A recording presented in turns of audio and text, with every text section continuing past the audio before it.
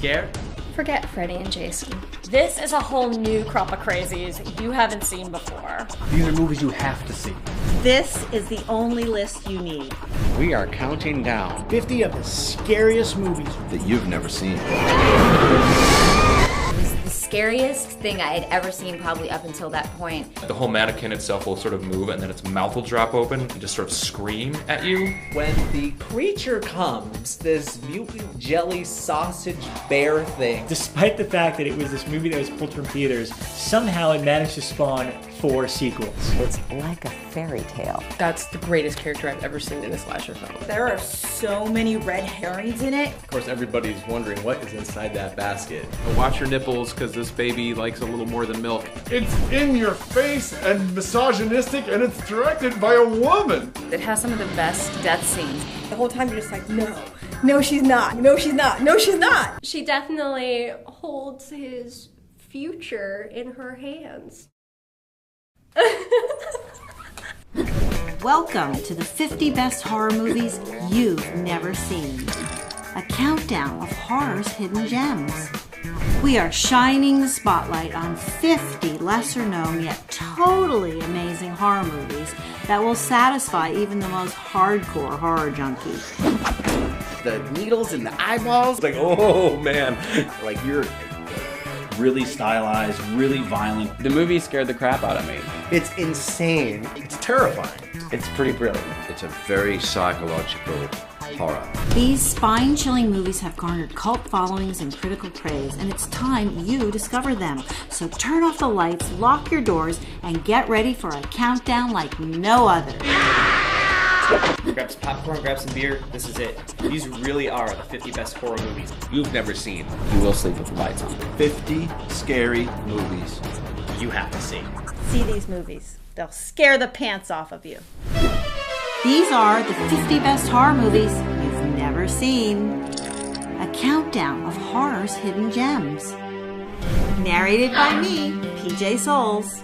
We begin at number 50 with Basket Case. You at home, you have to see Basket Case. Oh my god, it's amazing. It's set in New York. It's really gritty, but it's also really creepy. In Basket Case, Belial is the monster that our hero keeps in his basket, hence the basket case. Finished already? It's about a brother, Dwayne, who had a conjoined twin who was just a head and claws. Just made a disgusting half-brother, but Dwayne loved his brother and was totally sad that his dad separated them. The father throws him out in the trash, and then our hero rescues him and keeps him as his pet slash brother. And Belial is a little bit on the nasty side. One of the most charming things about the movie, because it predates CGI, is that it's all stop motion. I thought that was very cool in the back of the day to move Belial, the big lumpy, appendage brother, had to be all stop motion, and to me it was a very cool effect. Like the scene where the Belial attacks the nurse and then jumps out the window. Belial is sort of a mound of just flesh with a face and one arm. So to fling himself out the window and crawl down the side of the building is so creepily blissful, that you can't help but just love every second of it.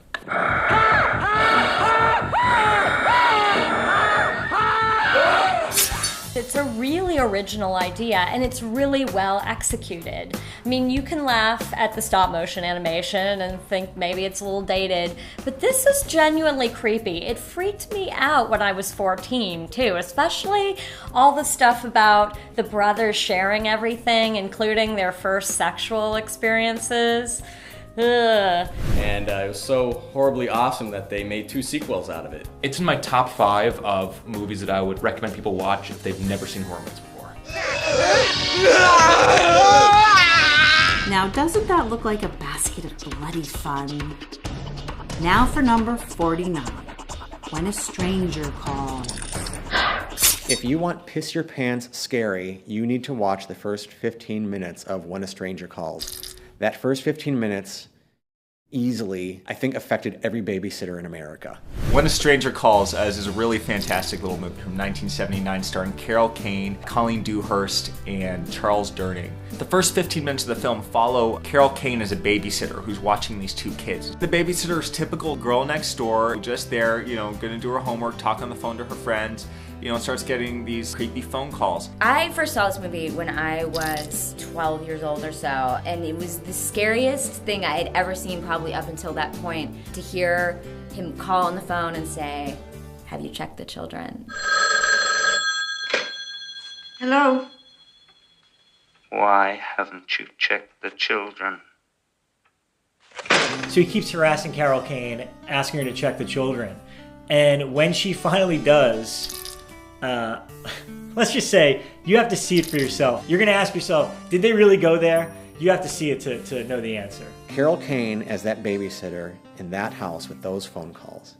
And the final moment of that scene where she realizes where the killer is and that he's coming for her is take your breath away frightening. The reason that opening is so terrifying and has stood the test of time is because it could actually happen. I thought that was one of the best horror movies of the decade.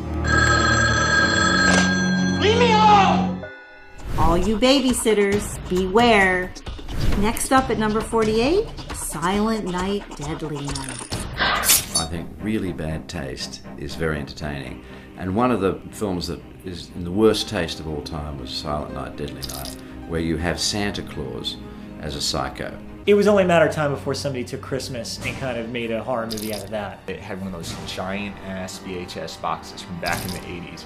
It made me feel like, as a kid, I thought I was a bad person for watching this movie. Silent Night, Deadly Night is about a little boy, Billy, who sees his parents slain by some guy that just robbed a convenience store that happens to be dressed like Santa Claus. Even more traumatizing is that they send Billy to live with a bunch of nuns for the remainder of his youth. These very sinister, evil nuns who punish them whenever they're bad. The main character, Billy, develops sort of a phobia of Santa and Christmas, and also this intense sort of thing of punishment for anybody who does anything wrong. So years later, when he's forced to don a department store Santa outfit and sees something naughty happen, he snaps and becomes this killer Santa.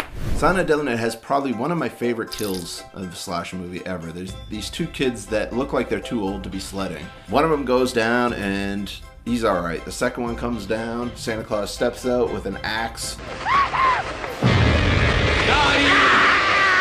You have Killer Santa in this movie, and yet the grandfather, I think, is far more upsetting than anything else. Christmas Eve is the scariest damn night of the year.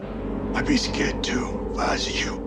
It's one of the funniest things I'd ever seen. Considered tame by today's standards, this chilly horror movie caused quite a snowstorm when it was released in 1984. Parents and all these religious groups, they were picketing the film, they were picketing the studio, writing letters. It didn't create a controversy because it was this horrific, gruesome film. It created it because Santa Claus was a bad guy and they were airing commercials for it at like 7 o'clock at night during family hour. Bad idea. People just went nuts about the idea of something as pure and innocent as a character like Santa Claus being exploited in this way. The movie eventually got pulled after just a couple of weeks of release because just so much pressure from all these groups. Despite the fact that it was this movie that was pulled from theaters, somehow it managed to spawn 4 sequels. Mickey Rooney was even involved at one point, writing a letter to the studio telling them that they should be disgusted with themselves for releasing this film. And then ironically, some 5-6 years later, wound up in Silent Night, Deadly Night 5 as the killer Santa Claus.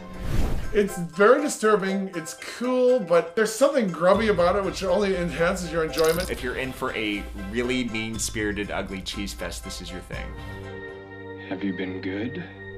You'll be frozen in fear after a screening of Silent Night, Deadly Night. Don't miss it. At number 47 is every teenager's nightmare, the Slumber Party Massacre. Yeah, Slumber Party Massacre. Great 80s slasher movie. It came out in 1982, and the funny thing about it is it was directed by a woman and written by this woman, Rita Mae Brown, who was a feminist. So this was going to be like the first feminist slasher movie. Somehow Roger Corman gets a hold of this. All he heard was girls, slumber party, drill. And he decides this is going to be a really great exploitation film. And what you end up with is definitely not like a feminist parody of a slasher film. What you get is like a drilling women at a slumber party. You've got the group of girls, they're having a slumber party, and the maniacal serial killer is picking them off one by one. Frank Stevens is a goddess in terms of horror film. And if you want to see what led her on the road to becoming a scream queen, you have to watch Slumber Party Massacre. You can see her star power in this film, and you can understand why she's had as insane a career as she has. Slumber Party Massacre kind of launched my career as a scream queen, so I have a real soft spot for it. It came sort of at the end of the slasher craze. It was in the same genre as Texas Chainsaw, where you get some crazy maniac with power tools doing terrible things to pretty young girls. I was surprised that Slumber Party Massacre wasn't more well known. You know, it didn't have a Jason or a Freddy kind of thing. It never really got the fame of Nightmare on Elm Street. This movie has some of those great, perfect slasher moments, like when the little sister wants to go get a beer out of the fridge, and she opens it and the body. Slumber Party Massacre has a lot of those kind of moments, and I think that that's why people enjoy the film so much. In addition to the fact that it's kind of a sisterhood movie. It's, you know, it's this group of girls who, instead of breaking apart, all kind of come together to save each other in the middle of this, you know, this massacre that's happening. If you're a fan of gratuitous nudity in slasher films, then Slumber Party Massacre has you covered. There's a shower scene in the beginning where the girls for like 4 minutes are talking about like a soccer game or something, and they're just lathering up and passing soap around, and it's just ridiculous. At one point in the movie, they kill the pizza boy. One of the girls gets hungry and decides to take the pizza from out from under his head, and then she puts it on his back and eats the pizza off this poor dead guy. You're not gonna eat the dead guy's pizza! I feel better already, really I do. Great, horribly mean-spirited scene. Silly, fun fluff. I can't believe to this day it's still sort of one of those movies that you know the title but you haven't seen the movie, because I think people will be really surprised at how good and how funny it really is, both intentionally and unintentionally. All that was written and directed by women, which is pretty cool for something in the early 80s slasher genre. You need to run out and get a copy of this on DVD right now. You will thank me later, trust me. If you like Michael, Jason, and Freddy, you'll like The Driller Killer. Now come on, that looks like fun, doesn't it? The next movie on our list will prove to you that, well, love hurts. Coming in at number 46, Valentine. I loved Valentine because it has some of the best death scenes. Valentine was kind of an under-the-radar kind of slasher film that came out right after Urban Legend and the last Scream film and all these other things, and so people didn't really remember it, but what you have at its core is basically a really great slasher movie. It was based on a book by Tom Savage, and the novel is incredible, and the director, Jamie Blanks, really wanted to create something that was true to the book, but also was a sort of throwback to 1980s horror. So it was really trying to bring back that classic 80s slasher movie formula of crazy killer trying to kill all these girls and stalking them and murdering them in very clever ways. The greatest thing about Valentine is the script. It's very, very well written. It's a whodunit, and any one of the characters could be the killer. There are so many red herrings in it. And throughout the course of the movie, there's always this, oh, I thought it was this person, but now I think it's this person. The plot centers around these girls that have known each other since childhood. There's the fat one, the popular one, the sexy one, the fun one. And there's this mysterious person sending them creepy Valentine's notes. And one by one they get knocked off, and who's the killer? Is it the cute guy or the other cute guy? Or the other cute guy? You know, and you just don't know. There's this one scene where two of the characters are just sitting at home and they get a box of chocolates and a card sent to them for Valentine's Day. So she opens up these chocolates and she discovers that there's maggots inside these chocolates that she's eating.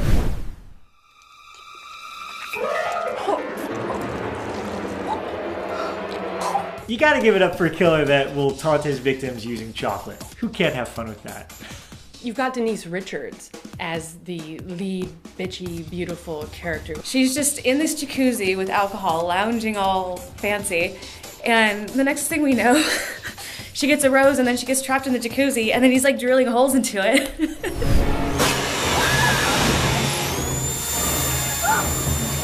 The killer is kind of cool because he's got this black kind of jacket and this cherub kind of mask. This cherub-like mask that really looks like an obese baby, and it's really creepy. If you're looking for something a little bit more like Scream or something a little bit more like Urban Legend, you've got to see Valentine. You are watching 50 Best Horror Movies You've Never Seen. A countdown of horror's hidden gems. Next up at number 45, a baby that you won't soon forget. Meet Grace. Grace actually has a lot in common with a lot of horror films from Japan. Not the ghost films, but these sort of very unnerving, weird, women going crazy character dramas. For me, a really effective horror movie is something that really transcends and really gets on your skin emotionally, and you cannot stop thinking about it. The basic premise of the movie is that a woman, she's been trying to conceive for several years. This is the first time she gets to. She gets in a horrible accident and she doesn't lose the baby, but the baby dies. And she makes a decision to carry the baby to term anyway, the dead baby, and deliver naturally. When she does, she asks for a minute alone with the child, and reluctantly the midwife agrees, and when she comes back, the baby is alive and nursing. So it's a miracle, but it's not without sinister consequences.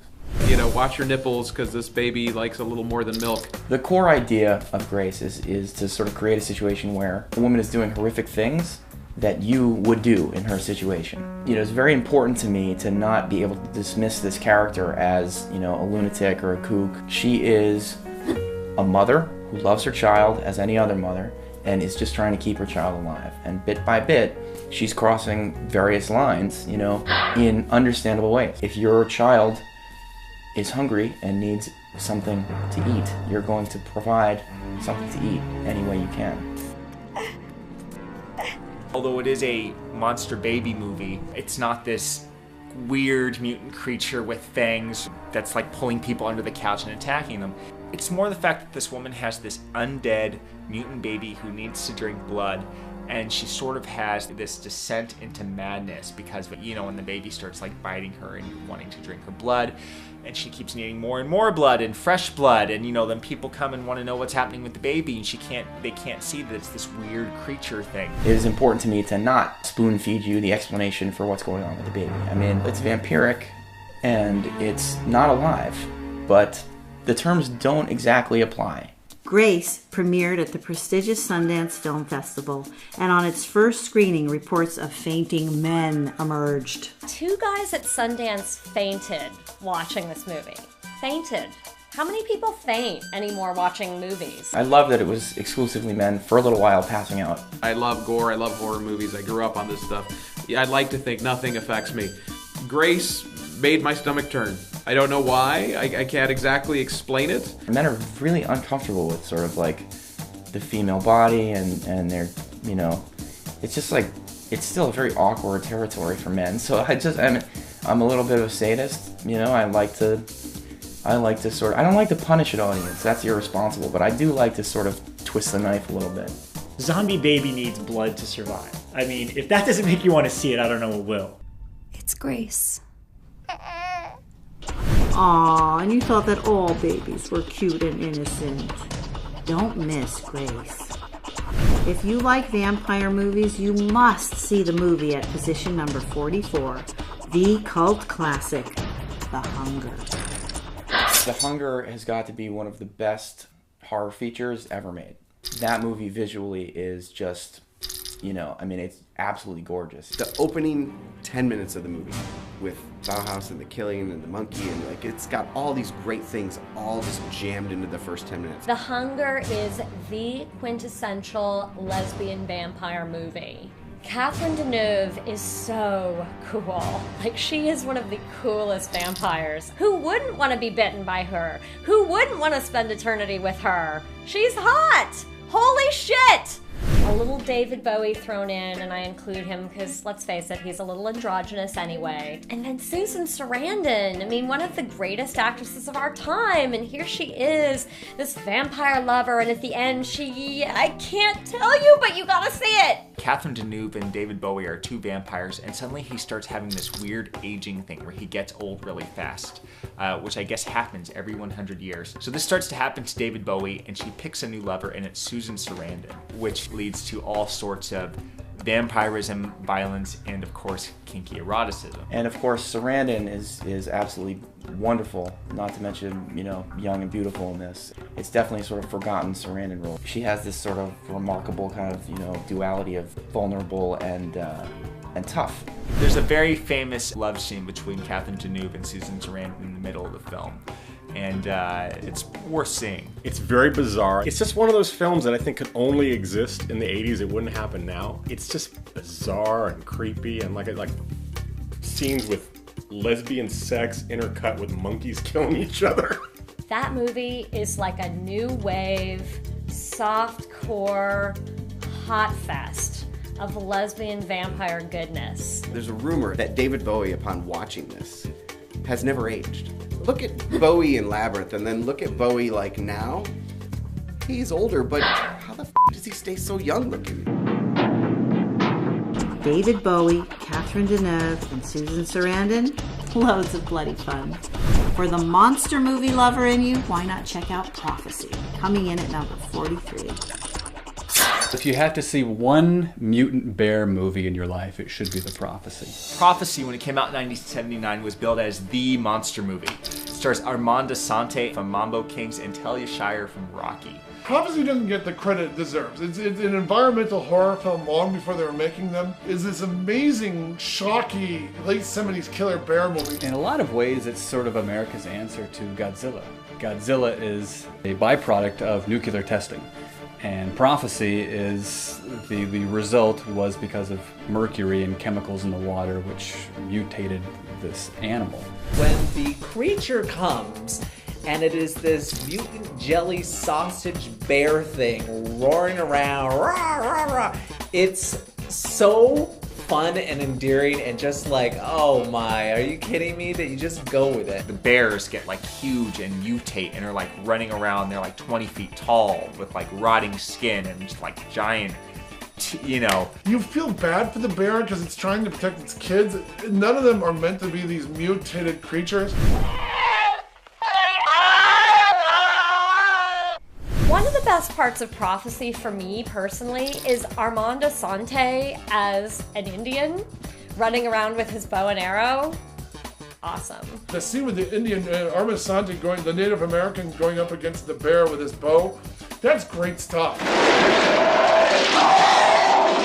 I think this movie, coming out in 1979, was sort of part of that first wave of environmentalism that really got going after disasters like 3 Mile Island and Love Canal, and everybody was really worried about corporate toxic waste getting into our water and getting into our food and turning us all into crazy mutated freaks. Prophecy is great, it's underrated. Stephen King loves Prophecy. Anybody get a copy of Stephen King's book where he gives 5 pages to it and Dance Macabre? When you look at Prophecy today, yeah, it's kind of funny and it's a little hokey, and yeah, the monster doesn't look like what it looks like on the poster.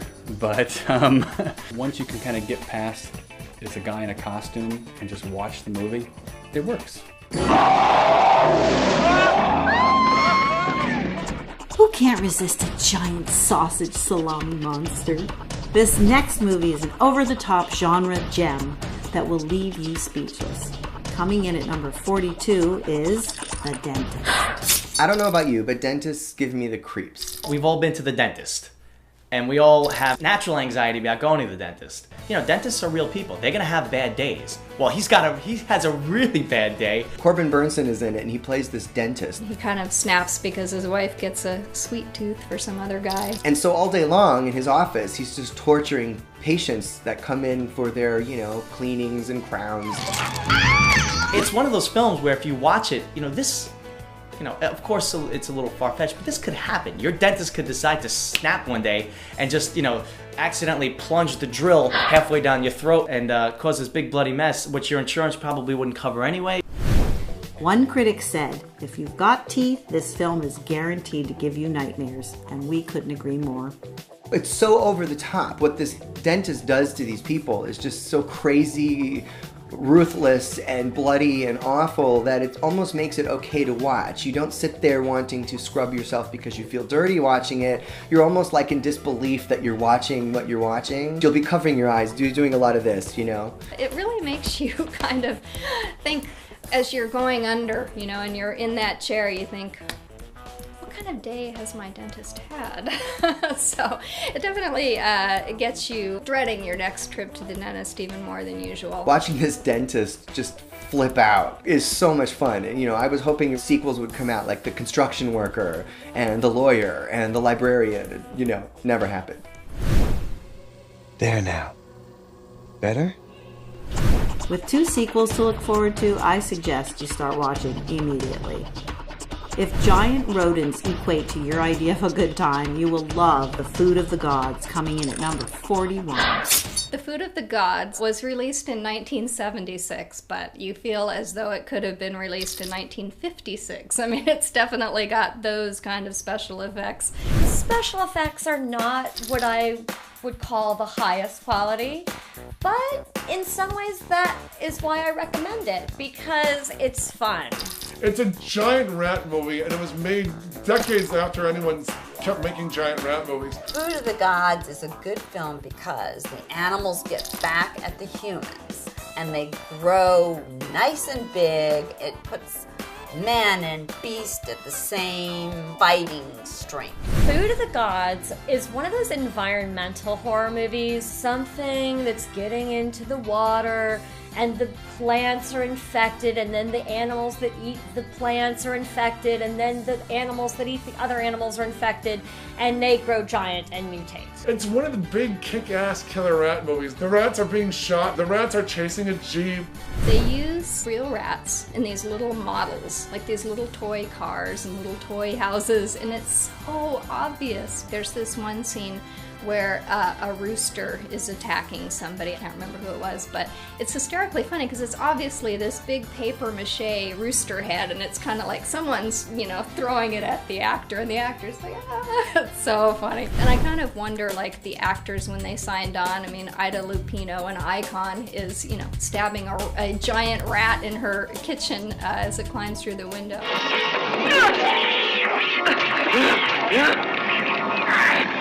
You know what? That's kind of why you want to see it.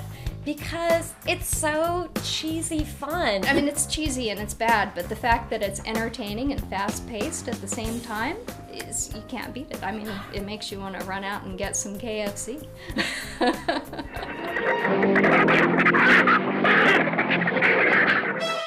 You are watching 50 Best Horror Movies You've Never Seen.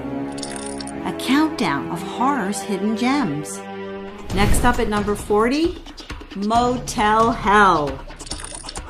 Motel Hell is about the place where you check in but you do not check out. It is a story of a couple that runs the Motel Hello, but when the neon sign flashes out, it's the Motel Hell. Oh, Motel Hell, how I love thee.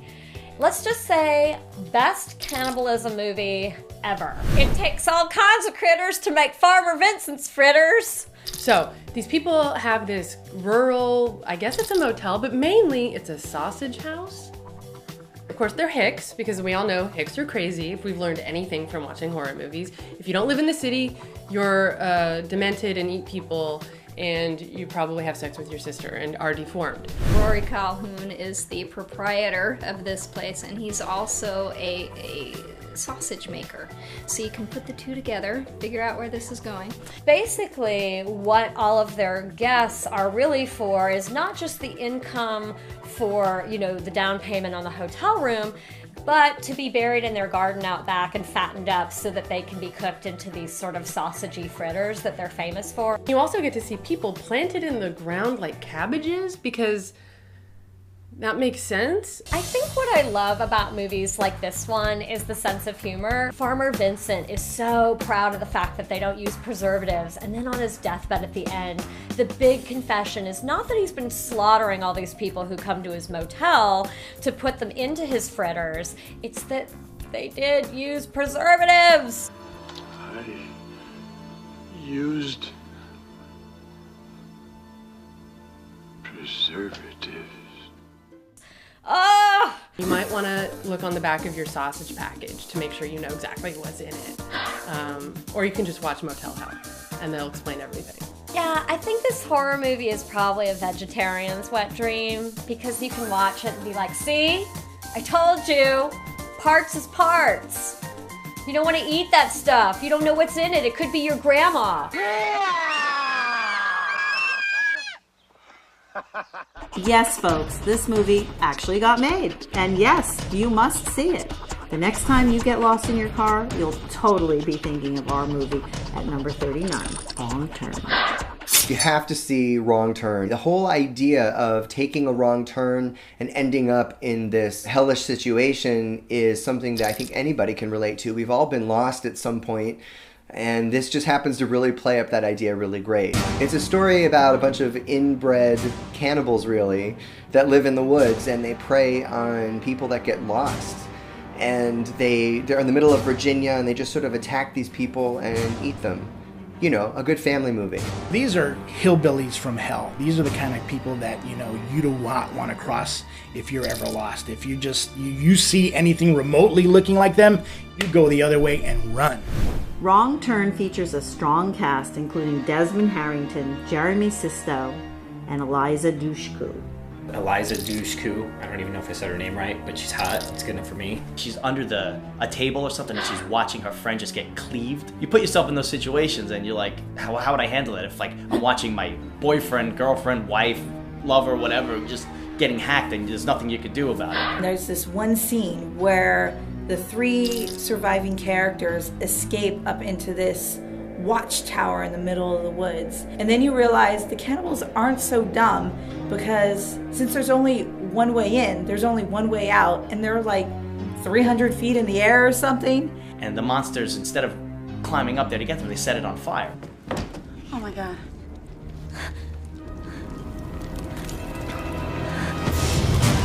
It's crazy. So you gotta see it. Eliza Dushku in a good bloody horror film? Shit. They should have made that movie over and over again.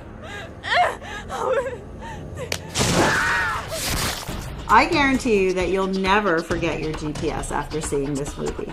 If telekinesis gets you going, get your hands on a copy of The Fury, coming in at number 38. The Fury is directed by Brian De Palma, who 2 years earlier had made Carrie. The thing that's great about The Fury is it's got a spy thriller element to it. If you took a horror film and combined it with a summer action blockbuster, you would have The Fury. The cast in this movie is amazing. You've got Kirk Douglas as an on-the-run government agent looking for his kidnapped son, who is played by Andrew Stevens. And you also have Amy Irving and John Cassavetes. So Kirk Douglas' son is a psychic, and he's kidnapped by these government agents. They kidnap Andrew Stevens because he has this power, this telekinetic power, and kind of prime him to work for their organization. Basically, these government agents want to harness the psychic powers from Andrew Stevens so they can use it for all their kind of secret experiments. So they pamper him, they give him everything, and Andrew Stevens becomes their puppet until he finds out that he has a rival in Amy Irving, who's younger and has the same kind of power. So she teams up with Kirk Douglas, and they have to rescue the psychic son. Basically, you've got two people with psychic powers. Two, not just one. So basically, the Fury is like Carrie on overdrive. There's some fantastic set pieces in the film. Whenever Amy Irving goes into a psychic fit, everyone around her starts bleeding. As you might suspect, causes a whole lot of carnage and mayhem. You can see it on her face. Her hands are just, like shaking as the power. You could feel it. You could feel it. There's also a huge attack sequence at this indoor carnival. For it today is pretty impressive. At this point in the movie, Andrew Stevens' character is kind of turned into a psychopath. The secret government agency pushes him too far. They're giving him way too many tests. They've taken him away from his dad. They're sort of psychologically screwing him up. And so he gets more furious. So he just stares at this amusement park ride and the veins are popping on his head, and all of a sudden, The ride breaks, people go flying, screws are flying. It's just a complete disaster.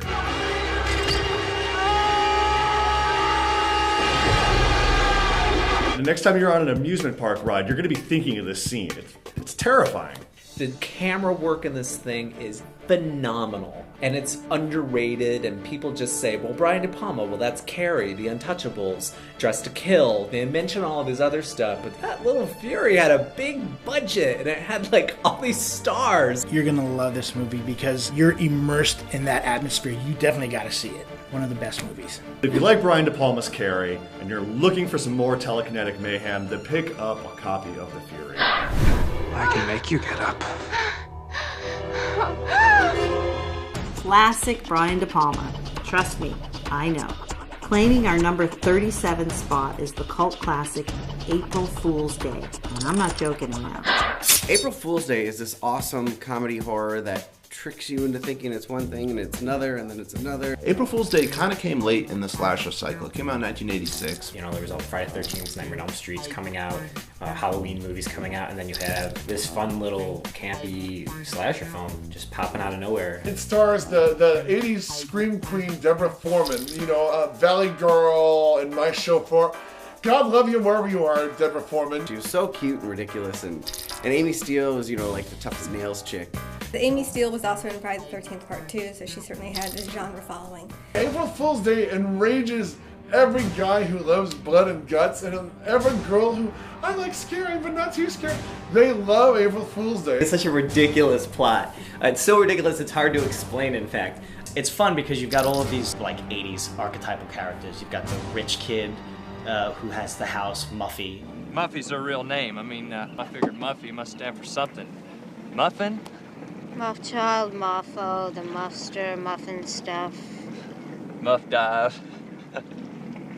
And she invites all of her friends over to this island cottage that is huge, and you know there's like rooms everywhere. And you've got the jock, you've got the smart kid, you've got the rich preppy kid. One by one, they're picked off, and Amy Steele, our heroine, is trying to solve mystery. Then she realizes Muffy has a twin sister, Buffy, or so she thinks. The plot is so thin. Amy Steele and her boyfriend are in the basement, I think, and her boyfriend sees like the eyes behind this painting. Oh my God.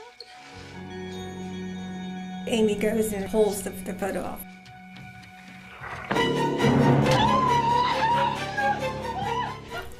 It was fun. Not to mention what I thought in my 10-year-old mind was the craziest sex scene in the history of the world. Although it was just legs in the air, to me at 11, 10, whatever I was, and my mom's next to me, it was the most uncomfortable thing in the universe. This movie definitely has one of the more memorable twist endings in all of slasher movie history. And I think as the audience, we're kind of like, huh? Wait, what? At the end, the big reveal is... Of course we won't reveal the ending here, but don't be foolish by skipping this 80s classic. Oh, it's so awesome. You just get sucked right in, and before you know it, you've sat there for an hour and a half and you're like, man, I forgot how good this movie really is. It's a lot of fun to watch, especially with like a new girlfriend or something like that. You know, it's a little on the softer side. All joking aside, April Fool's Day is worth a look. Number 36 is the salty monster movie Humanoids from the Deep.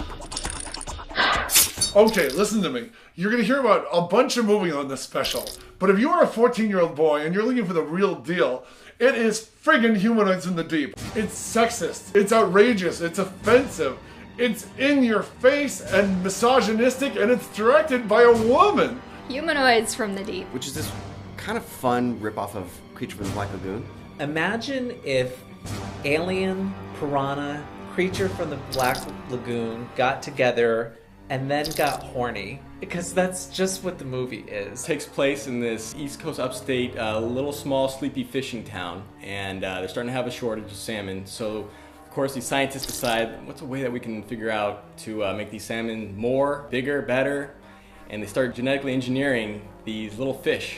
Little did they know when they tried to put these fish in the ocean to grow that they would become a tasty treat for other creatures in the deep. It kind of doesn't even make sense. They also didn't know that these little tasty treats must have tasted like some kind of bacon cheddar flavored pretzel, because no female would partake in this snack. Only the male species would eat this. when you try to mess with the fish population, anybody who ever flunked 6th grade science knows Fish-like creatures from the ocean sort of wash up on shore and start raping women. the violence is crazy, the monsters are magnificent. Giant, beautifully designed monsters by Rob Bottin, who did Total Recall and designed RoboCop.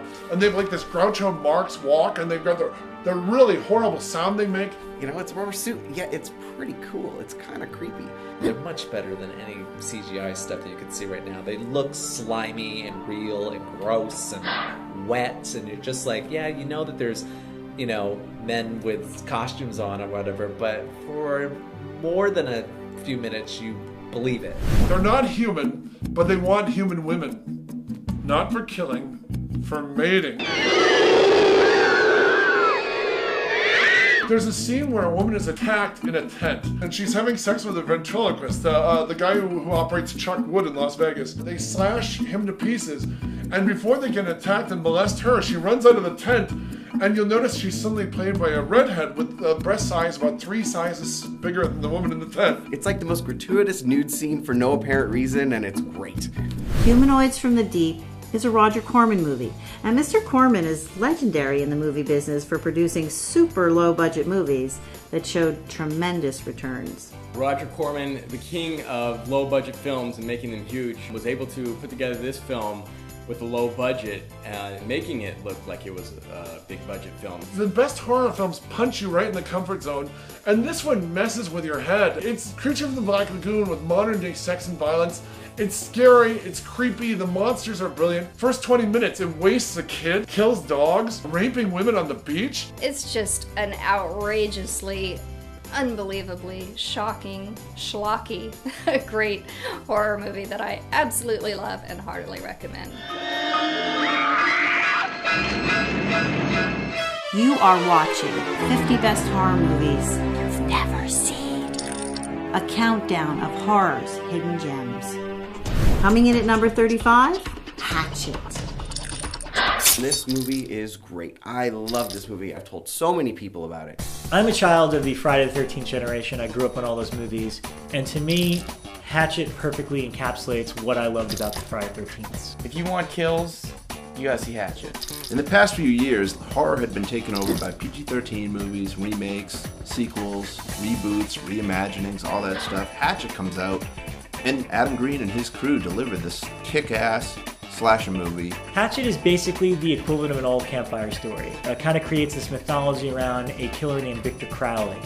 A group of characters go into the woods for this haunted swamp tour, and their boat gets kind of capsized and they're stuck there, and they're trying to escape while this elephant man-like killer is threatening to tear them apart limb from limb, literally. Kane Hodder's probably the most famous guy to ever play Jason. He's the only one that came back to play him in more than one film. And this was a new icon for him to play. I mean, Victor Crowley is every bit as strong and ridiculously inventive with farming implements as Jason was. Adam Green wanted to stick with, the old school horror and have, blood spray and, people getting their heads ripped in half and crazy monster people, and it's all practical. Practical meaning no computer-generated effects. Modern horror movies are filled with computer touch-ups, but not Hatchet. If you are just into old school, brutal, vicious, nasty slasher kills, Hatchet provides, I think, really probably one of my favorite slasher movie kills in the history of slasher movies. I mean, I don't even want to give it away, really, but let me just say it involves twisting someone's head in various ways where their jaw sort of comes off of their head. I mean, it's pretty brilliant. So you have a head getting ripped off, you have arms being completely ripped off with tendons that are just stretched, and you have tons of blood spurting, obviously, hatchets involved. It is gory as in the greatest ways possible. Now, this is an actual prop from the movie Hatchet. I was a big supporter of the movie when it came out, and I got a couple of thank yous from Adam Green, the director, and this was one of them. So it's been on my wall. I took it down for this, but so I have the Hatchet, and the secret is I think he made about 20 of these because I know a couple other friends of mine that have the exact same one.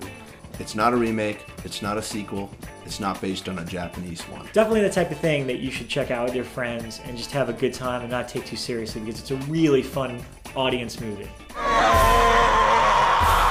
80s horror fans unite. Let there be hatchets! If creepy and quirky get you going, check out our movie at number 34, May. May is the perfect film that encapsulates what it's like to be the loner, the outsider. May is this amazing horror movie directed by Lucky McGee about a girl who essentially goes from just being kind of a weird girl who has, you know, a fake eye and her only friend is a doll to becoming a complete psychopath. The whole idea is that she likes certain parts of people. What she's doing is taking pieces from people in her life and putting them together, and it's kind of, in some twisted way, a bit of a Frankenstein story. She has a crush on this guy and she really likes his hands. Or she meets this guy and she really loves his arms because he has a cool tattoo. And she has this doll that breaks and she kind of goes insane after that and decides to take all these favorite parts and sew them together, as any normal girl would, and makes her own special best friend. Typically in horror films, you know, you see the damsel in distress, the scream queen, who, as a guy, we can almost safely sit back and watch a hot girl scream and yell and ultimately get axed to death. So it's a little bit less frequent when you say that the males are the victims. Angela Bettis portrays May in a very awkward yet sympathetic way. She's essentially this girl that doesn't really have a connection with other human beings and kind of has a crush on the Jeremy Sisko character. Some people think it's kind of gross. I love gross. Really? Disgust me, please. I think one of the most amazing things about May is that you identify with this girl who's about to cut up her ex-girlfriend and her ex-boyfriend and all of these people and make a fake person. And I think that's amazing that you start to identify with her because you feel bad for her. And you feel bad because people are mean to her and they think she's weird, and you want her to be able to find a friend, even if it's a weird Frankenstein friend. The ending of May will definitely leave you with the feeling that you need to take a shower immediately. It's one of the most bizarre, uncomfortable, creepy films I've ever seen. It's just sort of a girl's search for a best friend, which is kind of sad.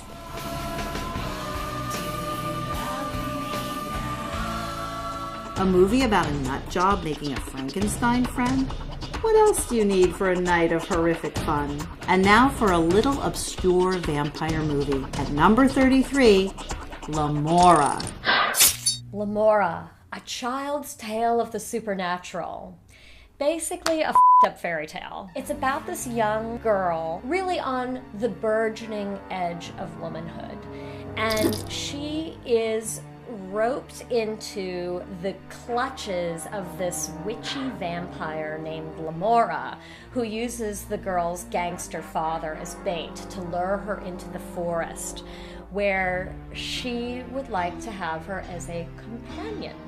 The mirror is broken. You can see how lovely you are in my eyes. Look. You feel the lesbian instincts more than they're shown, which makes it weird and hot and dark and interesting. This movie would be on my list of top 50 to see because A, it's so beautiful just to look at. B, it's got the lesbian vampire angle, and if you're like me, there's nothing wrong with that. C, it's just creepy as hell, and it's got some of the best vampire kills back when vampires were actually evil and cool and they did bite people and they did want to have sex with them and they didn't sparkle. You never really hear Lamora mentioned. I think Elvira probably gave it its widest audience when she put it on video and DVD. It's amazing. It's beautiful. It's creepy. It's got the lesbian vampire angle. I mean, what's not to like? Creepy and sublime, Lamora will bite into you and won't let go. Looking for more blood-sucking fun? Check out The Brides of Dracula, our hidden gem at number 32. I love Hammer movies because they're always so gothic and they take place in the Transylvanian countryside and they have the most beautiful actresses in them, always. And this one is no exception. Brides of Dracula is sort of the red-headed stepchild of all the Hammer Dracula movies, probably because it's the only Dracula movie they made without Count Dracula. Peter Cushing is back, thank goodness, playing Von Helsing.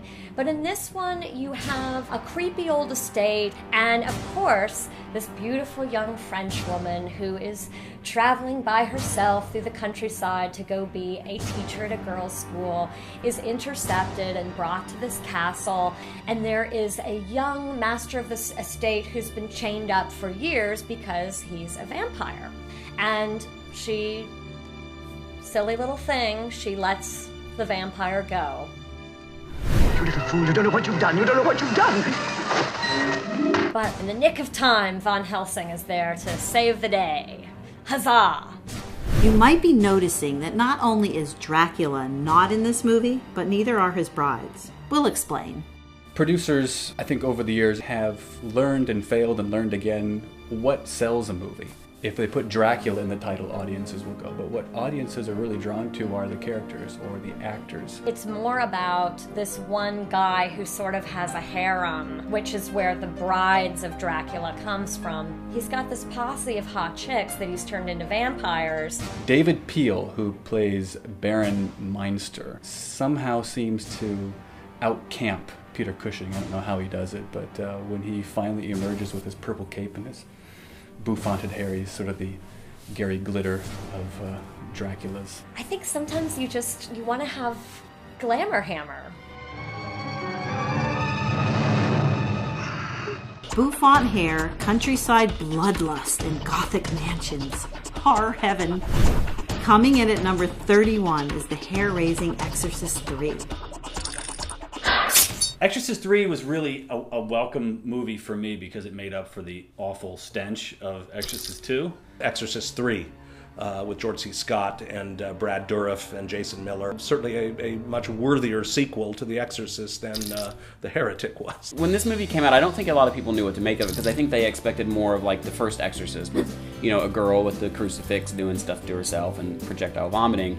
And this movie is actually more of a psychological thriller. Brad Dourif plays the original killer who has kind of been hiding out in the body of Father Karras, who has gone unnamed for the last 15, 17 years, you know, however long it had been since the original film. The priest from the first film is, you know, he's locked away and he's crazy and he's actually possessed.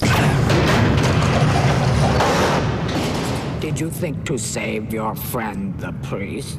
When you think about sequels that get 3s, like Jaws 3, or Friday the 13th 3, or whatever 3, yeah, but this one's actually pretty intelligent. One thing that people overlook about The Exorcist 3 is that it's got a really great sense of humor. Father Dyer, who says, Jesus loves you, everyone else thinks you're an asshole. The Exorcist 3 is highly overlooked, and people do need to check it out. It's a very moody, slow burn kind of a film, and has some of the creepiest nurses known to man. It has a very powerful atmosphere that stays with you.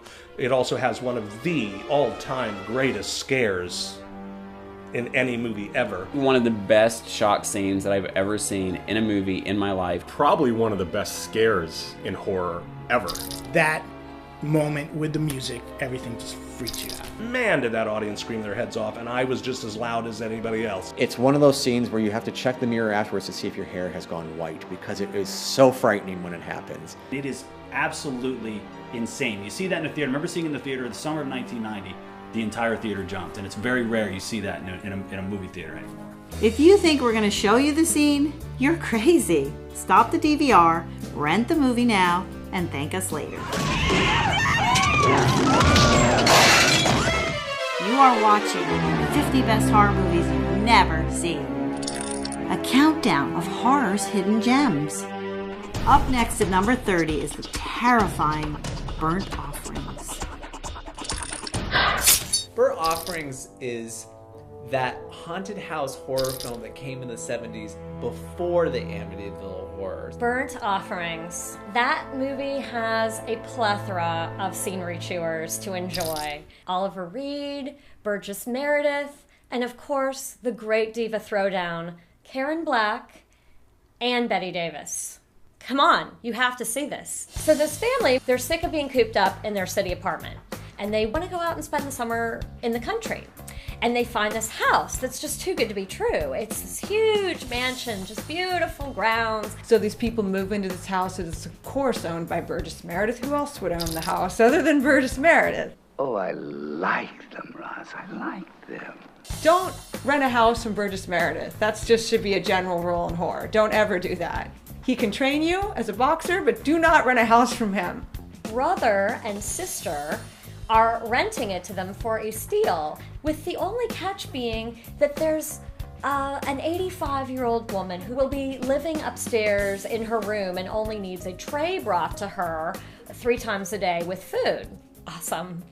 Awesome! When they move into the home, the plants are dead, the wallpaper is peeling, the house is kind of cracking and falling apart. And things start to get a little crazy as the summer goes on. Karen Black's getting a little freaky about keeping the silver polished. Betty Davis as Anne Elizabeth, she's getting tired all the time. All she wants to do is sleep. And all of a sudden, the house that's been dilapidated and pretty old and whatever starts repairing itself. It becomes more colorful, the plants come back to life, and yet the characters within the film are all slowly deteriorating. When someone dies or gets sick, the house regenerates itself. It regenerates itself and gets more beautiful, but it requires death and sickness to do so. It seems like the house is kind of trying to kill them. When I saw it at 7 years old, it literally destroyed me, gave me nightmares. The little boy is the only one who kind of knows what's going on. And he's attacked by his father in the swimming pool. The concept that your own father would try and kill you, especially to a young child, was traumatic for me. Although Burnt Offerings received mixed reviews, the film won 3 industry awards in 1977, including Best Director, Best Actor, and Best Actress. And it's one of those movies that is not afraid to be unrelentingly grim. There's this great running bit of this evil-looking chauffeur that keeps smiling with these sunglasses, and Oliver Reed has a nightmare about it from when he was a kid, and this chauffeur keeps coming up the entire time. It's really a creepy image. It remains one of those movies that kind of affects you mentally in some way that you can never shake. So 30 years after seeing it originally, it still just makes me nervous when I watch it.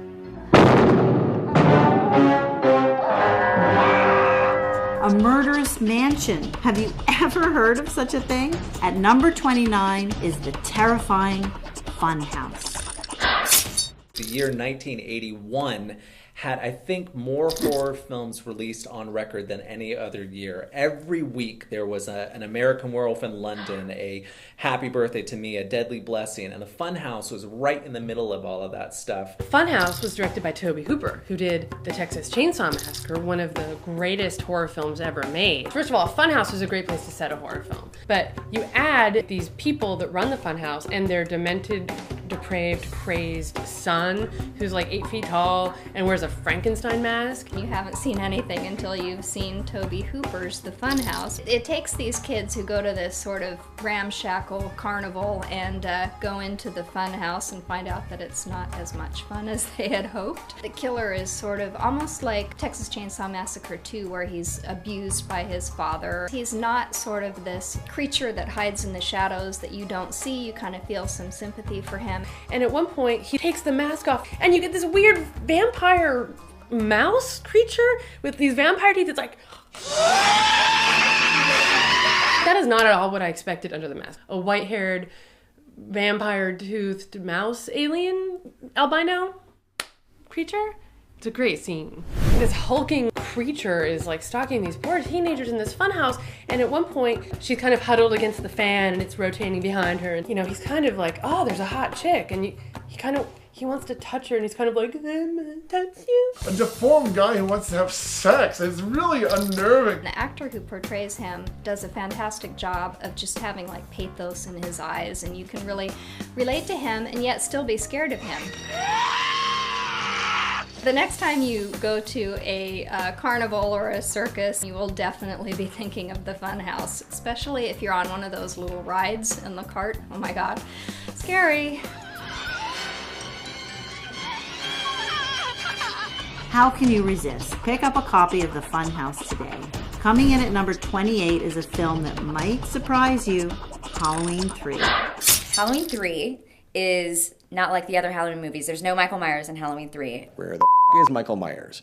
Once you get past that and you kind of realize that it's still a solid little film and it is scary. It's a new film, horror film, John Carpenter, Michael Myers, and you pop the tape in and you're like, yeah, here we go. And then you get all these kids with bugs coming out of their mask and you're like, all right, where's Michael Myers?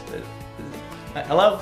People dump on that because it wasn't really a Michael Myers movie. But to me, I think it's all the better for that. It stands out for doing something different. John Carpenter decided it wasn't going to be like the other Halloweens. He wanted to branch off from the whole Michael Myers story and then make each Halloween movie a new plot as things went on with new bad guys and new killers. Almost turned it into a horror anthology series where every year they'd release this new creepy film titled Halloween. Halloween 3 happens to be about a mask factory in which they're selling masks that will kill people on Halloween, specifically children. You just have this really cool, weird plot with this guy that's essentially a horror movie version of a James Bond villain trying to take over the world, but he's doing it with killer masks and he wants to kill all the children. A television commercial played on Halloween night is what gives the masks their destructive power. And at 9 o'clock, you're supposed to gather around and put on your silver shamrock mask and watch the special presentation, which is a doomsday device, which is going to trigger a piece on your neck that is going to make slugs and snakes and spiders crawl into your head and kill you. You are going to be hearing the silver shamrock jingle over and over again during the course of the movie. Dun, dun, dun, dun, dun, dun, dun, dun. 6 more days till Halloween, Halloween. 5 more days till Halloween, Halloween. 3 more days to Halloween, Halloween. 2 more days to Halloween, Halloween. 1 more day to Halloween, silver shamrock. 8 more days to Halloween. Turn that down. You will not get this thing out of your head for years to come, trust me. There's a scene about an hour into the movie where a kid and his family sort of test out the masks, and you see exactly what these masks can do, which is pretty impressive. Somehow the beam from the TV will melt your head and snakes and other insects will come out of it. It's just so mean-spirited and yet funny. It's the key moment, I think, of what makes this movie so odd and yet so great. My favorite element of the film was Dan O'Hurley as Conal Cochran, sort of Mr. Halloween, sort of a great boogeyman. Dan O'Hurley is probably one of the best horror villains you could ever hope for. Halloween. The Festival of Samhain. The last great one took place 3,000 years ago and the hills ran red. If you want your Halloween fix but are totally tired of Michael Myers, check out Halloween 3, Season of the Witch. When you go back and look at Halloween 3, it's a brilliant little horror movie. I really think that of all the sequels, Halloween 3 has the most Halloween spirit. Happy Halloween. Nothing says Halloween spirit like an insane mask maker. Up next at number 27, a sweet revenge story called Hard Candy. Hard Candy. That blew me away.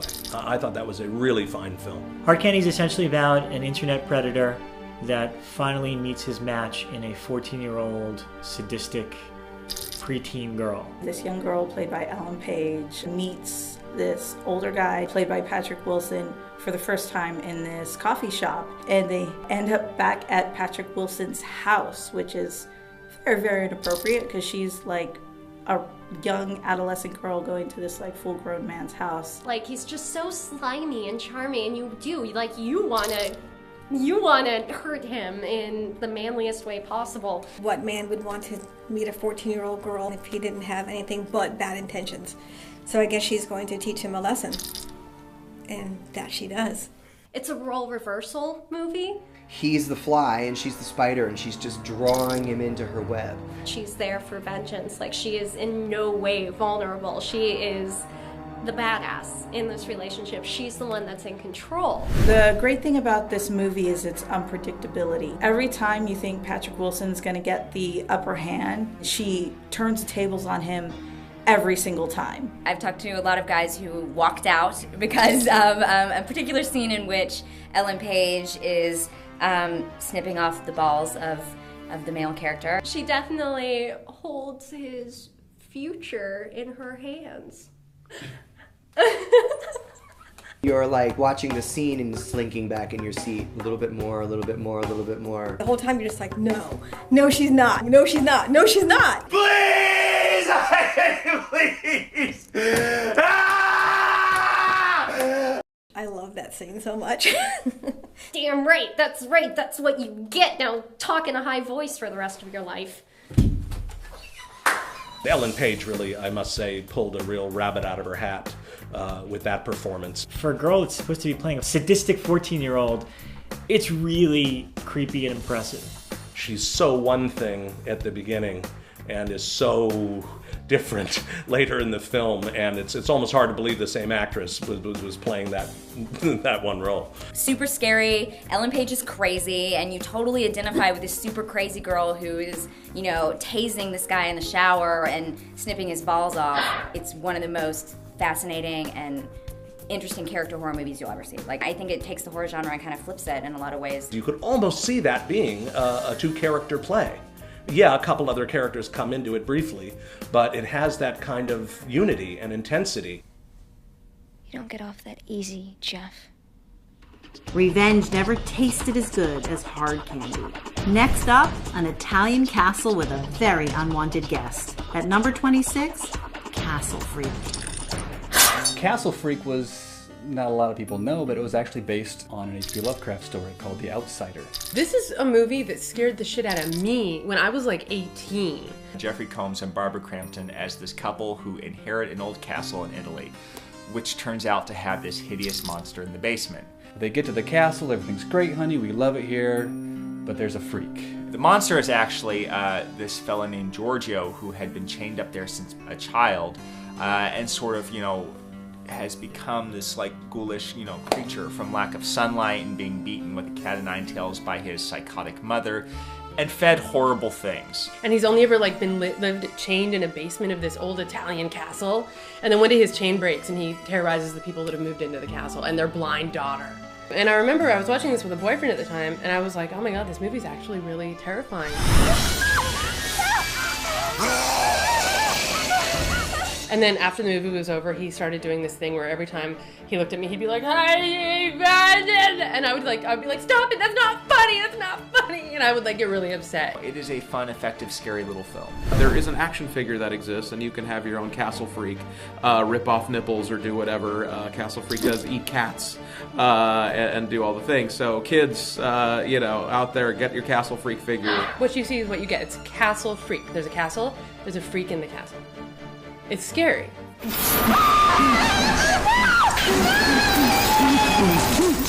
You are watching 50 Best Horror Movies You've Never Seen. A countdown of horror's hidden gems.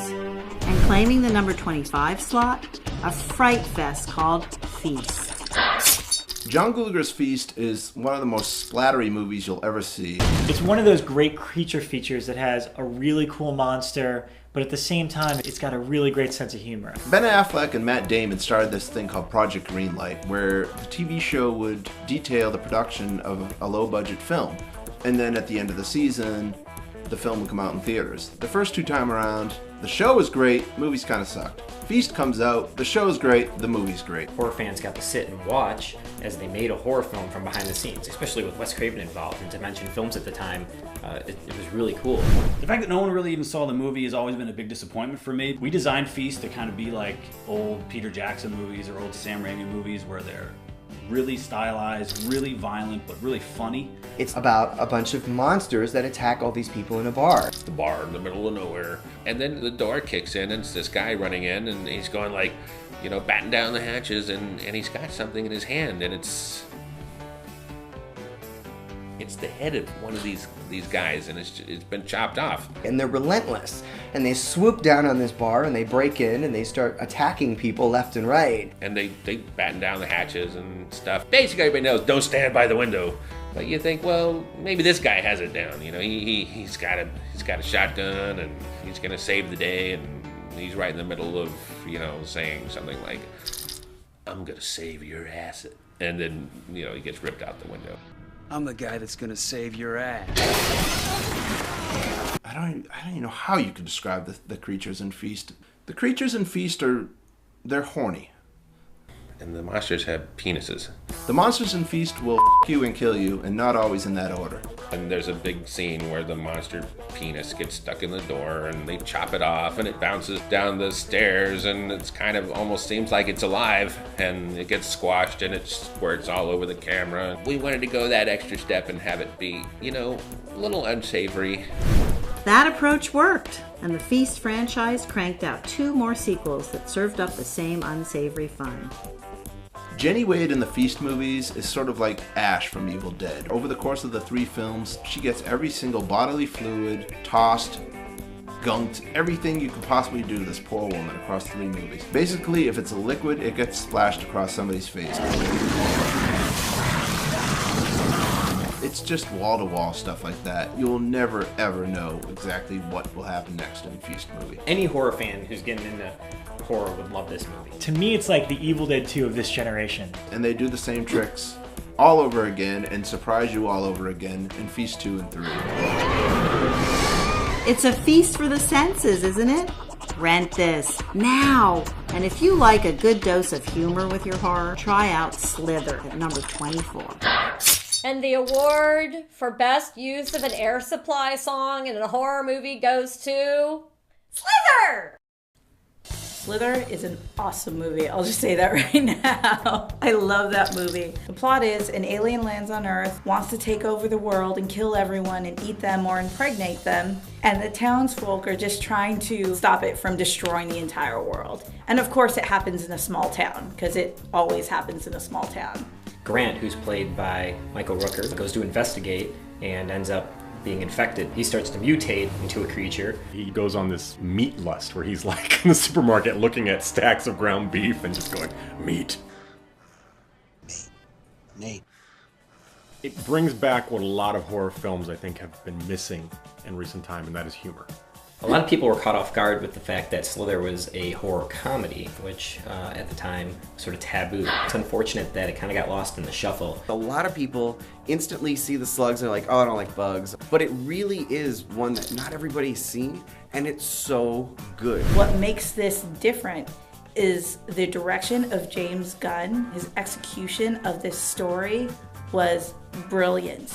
James Gunn decided, look, we're not going to take ourselves seriously because this story is ridiculous. So we're just going to make it completely campy and tongue-in-cheek and fun and yet scary and creepy. Of all the movies on your list, Slither should be at the top of your, I haven't seen this yet, but I really should. James Gunn, props, man.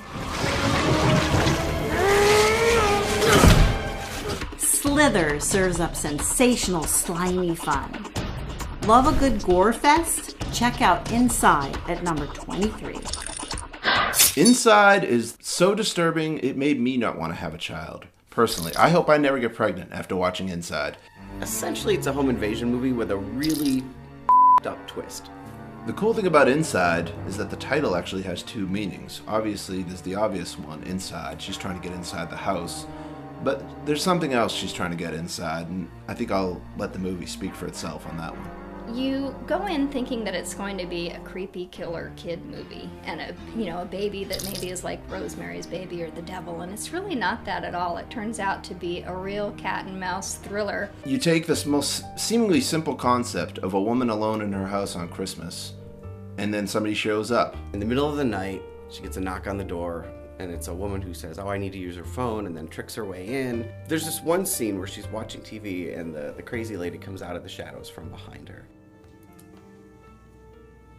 And then it becomes this extreme, brutal, it's maybe one of the goriest movies ever made. The amount of gore is just astounding. I mean, it's really grand guignol, and it brings back the French tradition of the theatricality of the gore. Inside is about 2 women battling. You know, when you put 2 men against each other, it gets very testosterone driven. It's like, hey man, I'll get you, you're dead, bro, I'll kill you. But when it's women against each other, it gets like a mother tiger protecting her young.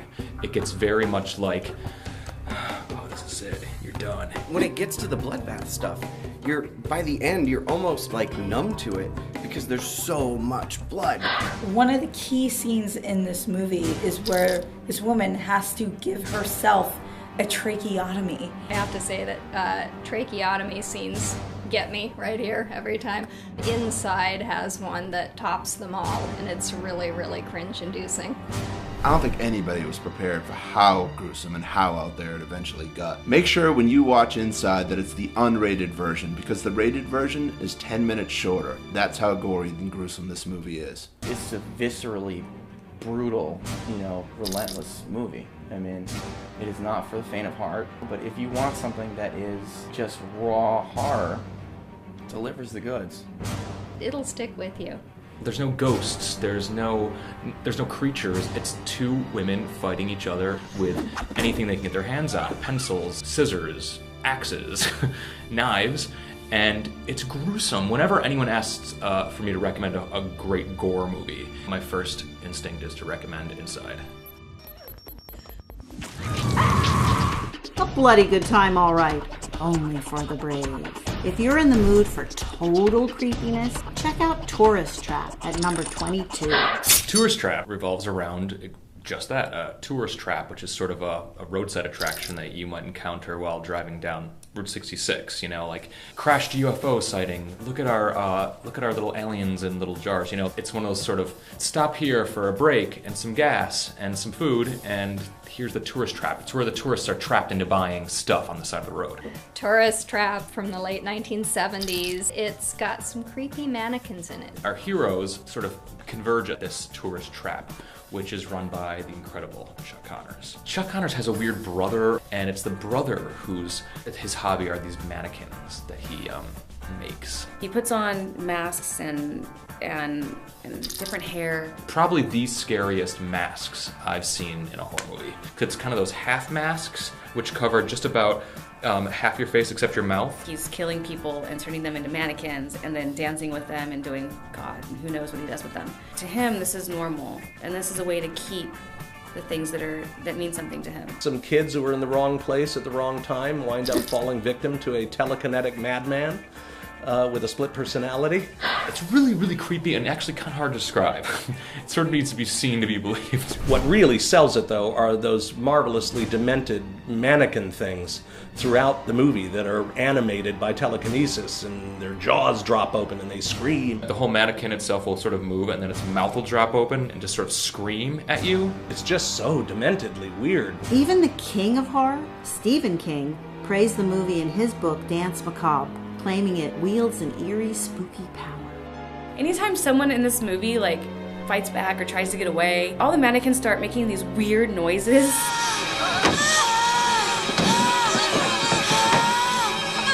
It's kind of neat, and it's really beautiful in a way, even though it's very creepy.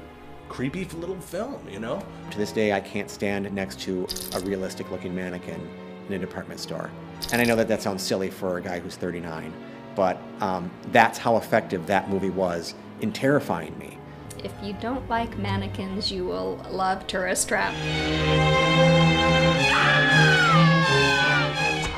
Tourist Trap is a creepy little classic that you'll never forget. Now get ready for another genre classic, Trilogy of Terror, next at number 21. The Trilogy of Terror film is so great. It's an anthology film, and anthology films are made up of shorts that are strung together into a feature movie. The Twilight Zone, the Creepshow movies, all of those are anthology films. Well, Trilogy of Terror was one of the first, and it's also one of the best. Karen Black stars in each one of the 3 shorts that are in the feature film.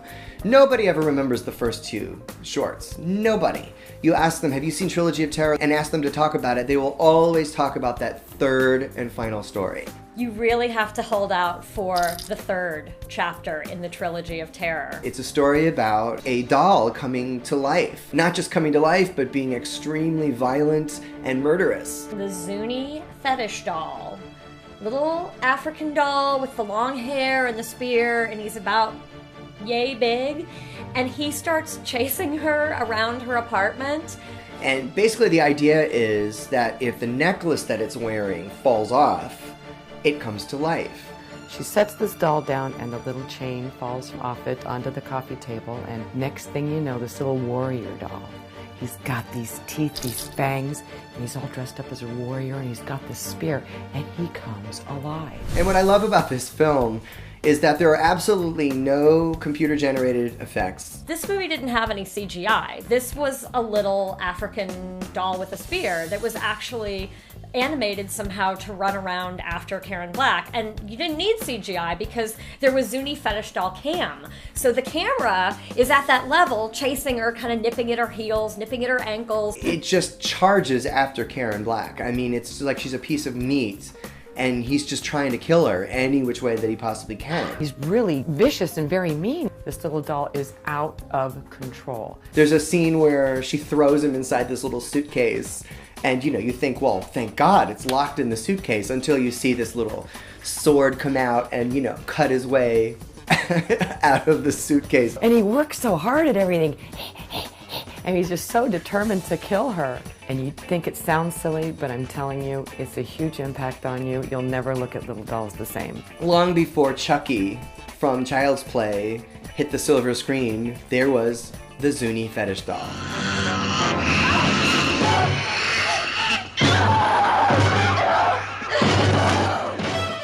You are watching 50 Best Horror Movies You've Never Seen. A countdown of horror's hidden gems. Up next at number 20 is a prickly little gem called Splinter. Splinter is this movie that not a lot of people have seen yet, but it's super, super creepy. For some reason, just thinking about it, I get chills. That thing with the spikes and the thing, it's just weird and creepy and gross. Splinter came to me actually as a script. It was originally called Tooth and Nail. It reminded me a lot of all of the great horror movies that I loved as a kid. The very sort of contained siege-based movies like Dawn of the Dead, Alien, The Thing. Movies where people are trapped in a situation and have to deal with whatever's attacking them. It takes place at a gas station, and these people are stuck inside of the gas station convenience store, and there's this monster outside that is pretty relentless, and it's trying to get on in. What is the actual creature itself? And really there is no creature, there's no entity, it's basically a substance. If it touches you, you sort of get infected by it. The core of the idea for the creature in Splinter came from is that it infects you from the inside and takes over your body and takes control of your skeletal structure with no regard for how your body normally works. It's not a vindictive creature, it just wants to survive and propagate its species. As long as it has something to feed off, it will stay alive. Splinter features some of the best special effects ever. It's absolutely incredible. There's a scene in the movie where one of the characters gets infected up the top of his hand, and they need to remove his hand. So, how do you do that? Well, you cut it off, but if you don't have the necessary tools, you have to break it off. So Splinter has one of the most disgusting arm removal scenes you will ever see. The idea of this severed hand running around and chasing them is kind of funny, but it's also just kind of terrifying. I mean, the thing is really coming at them. I really like that scene. It's kind of the fun break in the horror movie that the audience really needs, I think, at that point in the film. And it's a crowd pleaser. It's a lot of fun to watch. Go see Splinter, okay? Rent it, Netflix it. Every time you think you got the movie figured out, it kind of veers left or veers right. Really, really cool, really dark, really strange.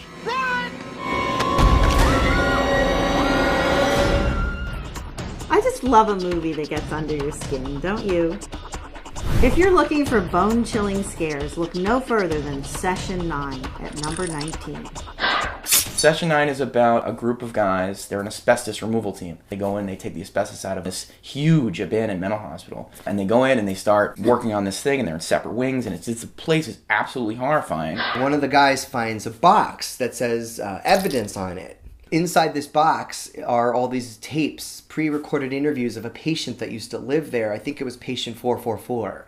And it's all of these tapes marked Session 1, Session 2, Session 3, and there's 9 of them. I was watching the movie in my bedroom one night. My wife was asleep next to me. In the middle of the scenes where he's listening to those really slow tapes and all this stuff, my wife kind of woke up in the middle of a nightmare and she said, "What the hell are you watching? What is this movie?" What happens to this crew after listening to these tapes? It's like this energy is summoned inside this asylum. It starts to sort of affect them, and they start to crack up a little bit. Each guy is kind of living in his own nightmare, and the movie just absolutely blew me away because they did so much with so little. It's got all the atmosphere of The Shining, it's got all that, what's around that next corner. It's just harrowing from beginning to end. Everything that's scary about Session 9 is in your head. And it's got a great reveal ending. With a lot of reveal endings, they're kind of groan-worthy. The audience goes, oh my God, are you kidding me? If you make it through the movie and you get to that last line, I mean, that I will never forget that. That line, it's always running through my head. So twisted. I don't know anyone that has seen this film, but every time I bring up horror movies, I tell people to see this movie. You have to see it.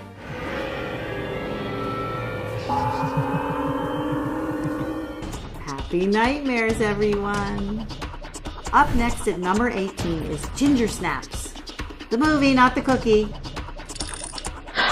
There's been a lot of great werewolf movies. American Werewolf in London, The Howling, The Wolfman. They kind of peak with those, and then there's kind of nothing that comes close. And I would actually put Ginger Snaps in that same league with those great werewolf films. Ginger Snaps is about a teenage girl who's a ginger who turns into a werewolf. It's a coming-of-age story, except it involves teen girls and werewolves. It was really interesting seeing that metaphor for the beast inside, you know, and like seeing this woman confront her sexuality through the act of becoming a werewolf. That is like the greatest movie metaphor for female puberty ever. It reminds me of when I was a teenage girl and I got my period and I turned into a werewolf and I started killing teenage boys. So here was a really unique, interesting take about two sisters named Bridget and Ginger. They're kind of outcasts, they're kind of rebels, they stick together, they're the best of friends, and they sort of like hate everybody else. They're kind of misanthropic and in their own little world. And Ginger gets bit by a werewolf, and her little sister, who is more of the main character, sort of tries to get her to quit killing people. But also, the main character's name is Ginger, and she snaps, which I love. I love a pun title. These two girls are not normal to begin with. And on top of it, now the older one's turning into a werewolf. All of a sudden, boys are attracted to her and they want to take her out, and she doesn't really know how to do it because she's always been a weird girl who didn't like boys and boys didn't like her, and then all of a sudden she's ovulating and they find her more attractive. Ovulating meaning she's a werewolf. It's actually a really sweet movie, even though it's about a high school girl tearing out throats and like having 6 nipples as a werewolf. 6 or 8. I don't know, is it weird that that still looked sexy to me? When you talk about transforming, it's not like American Werewolf in London where it's just like a 2-minute sequence of her rolling on the floor and growing fangs and fingers growing and nails getting longer. It's a slow process. She grows like a tail, she starts getting a little hair. It is really a vicious and dark movie, and it really explores the relationship that these two girls have, and how far is one willing to go to help the other, and how far can they really trust each other when these, you know, monstrous elements come out in them. It's a really amazing way to look at that. You're both a girl still, but you're also a beast in some ways once you hit puberty.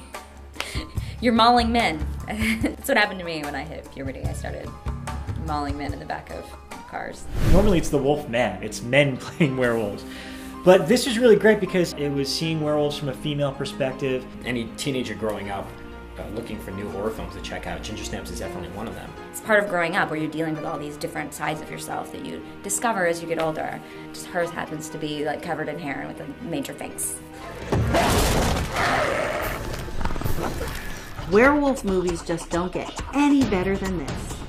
If creepy religious children spook you, then check out Alice Sweet Alice at number 17.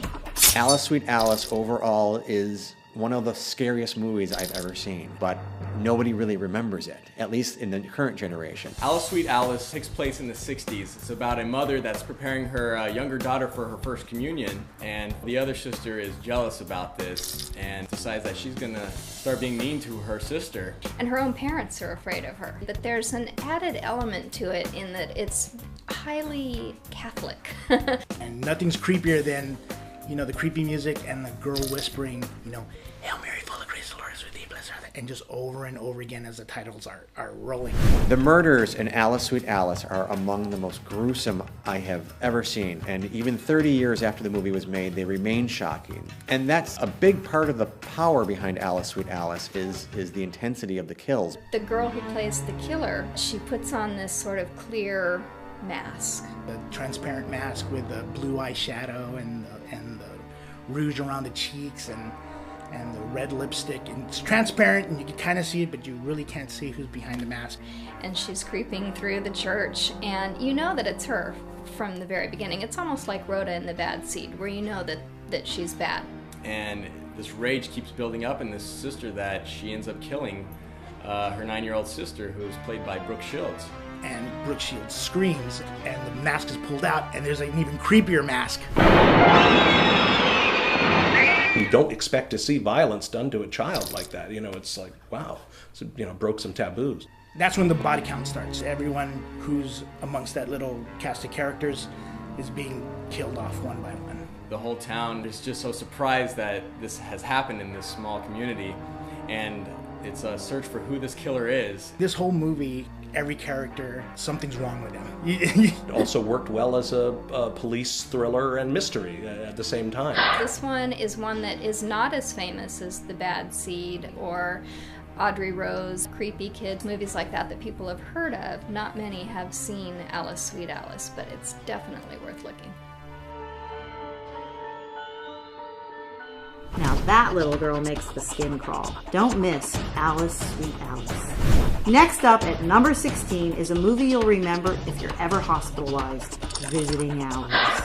There was this subgenre in the early 80s of news women reporters in danger. There were movies like Eyes of a Stranger and The Howling and The Seduction, and the list kind of goes on. And then there's Visiting Hours. I think people were going into it expecting another Jason or Michael or whatever like that, and it wasn't. It was actually like intelligent adults in intelligent situations. Visiting Hours is kind of a ripoff of Halloween 2, where you have the serial killer who just has to get into that hospital and terrorize the nurses and patients, and the anchor woman whose love interest is played by William Shatner.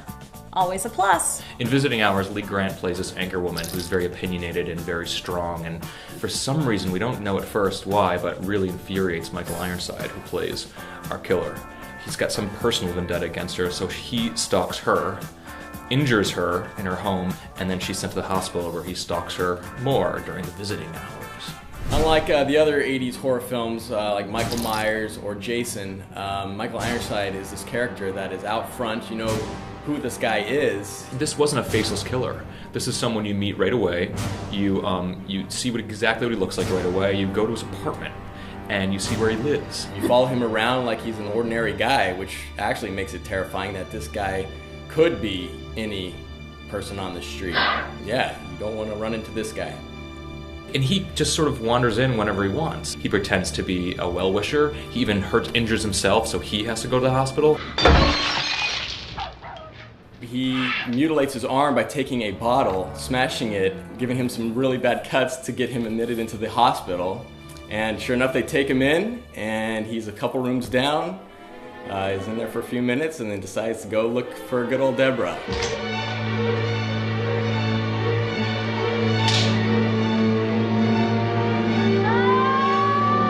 And there's that amazing scene, he goes after her children.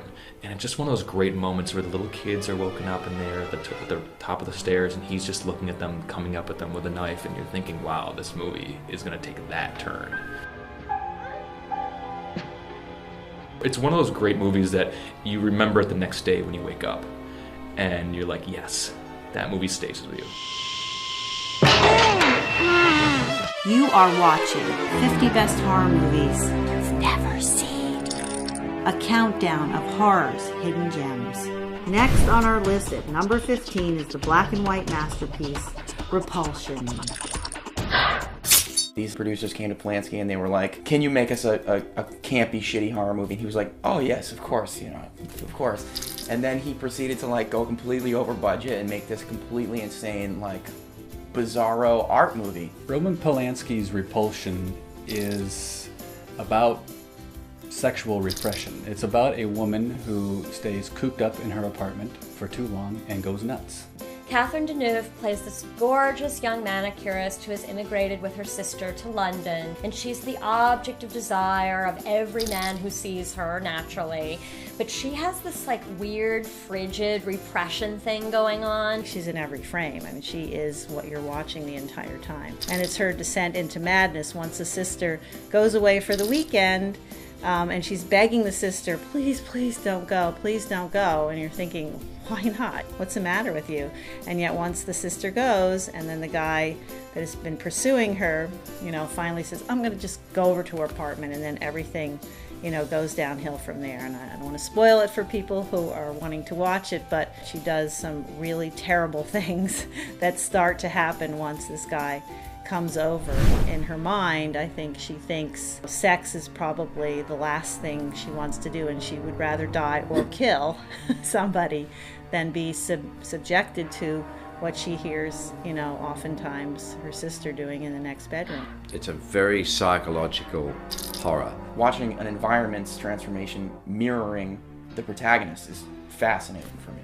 For instance, Carol is left in the apartment alone with this rabbit, and she puts it back in the refrigerator, and then once her sister leaves for the weekend, for some reason she takes it out, and we think, oh, she's finally going to cook that rabbit. Can you eat it, please, or throw it away? But no, she puts it on the floor in the living room. As the scene progresses and the days go by, bugs and flies start buzzing around it, and there's always this rabbit laying there bloodied on the plate, and it's disgusting and horrifying, and it makes you very squeamish. Many directors cite Repulsion as being influential on their work.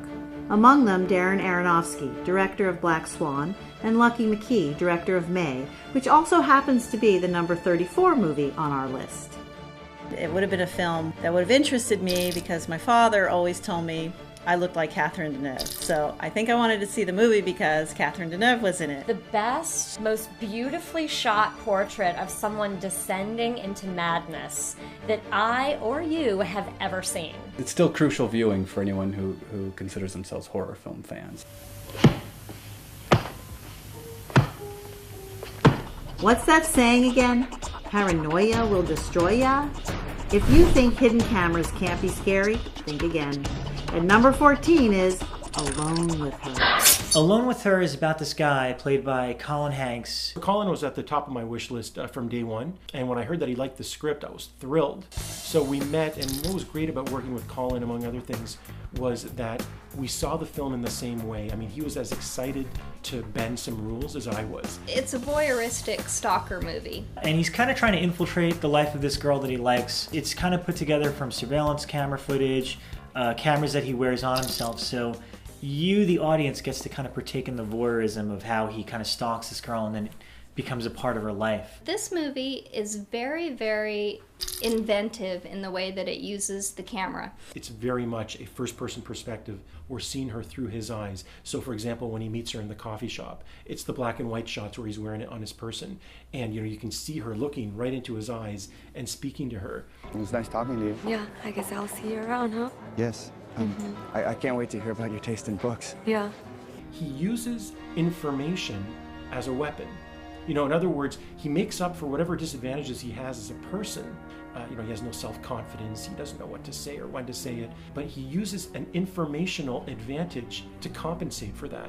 And he gets the information through, through surveillance. And the way that he implants himself into her life, there's a scene where she tells him, I'm gonna go stay with my parents for a few days.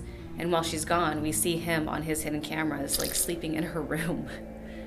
He sneaks into her house. He goes so far as to make her dog disappear, kill her best friend, break in, put glass all over the floor, and so it's dark and she comes home and she steps in it and then she has to call him. He does a really good job being an abuser and pretending like he's the white knight, and coming to save her. It's kind of a low-budget independent film that a lot of people didn't see that shows how much you can do with kind of just being creative with cameras. The reason Alone with Her is on this list is because being stalked like that is very real, and I'm sure happens a lot where people break in and install cameras and then slowly watch.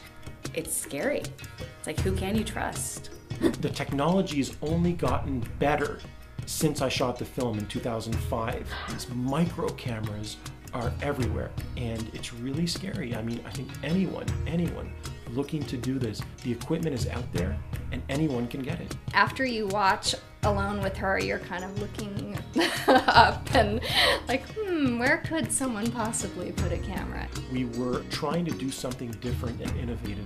It's very scary and it's really effective and it draws you in, and the ending is pretty unforgettable.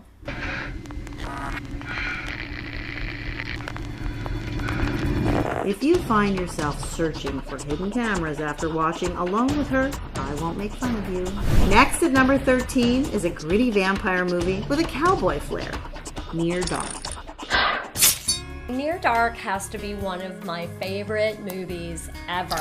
Near Dark was directed by Catherine Bigelow, who just recently won the Oscar for The Hurt Locker. You could see the style in this film just coming a mile away of what kind of director she was going to continue to become. And this movie is amazing. It's a horror western. So it's got like people riding horses with cowboy hats, but it's also got vampires. You have this kind of cowpoke kid from a farm, and he's out one night downtown having an ice cream cone, and he sees this beautiful girl. He's just completely infatuated with her. Unfortunate for him, because she's traveling around with a band of fellow vampires, including Lance Henriksen, Jeanette Goldstein, the kid whose name I can't remember but says, "You're so ugly you make my gums ache." My favorite line.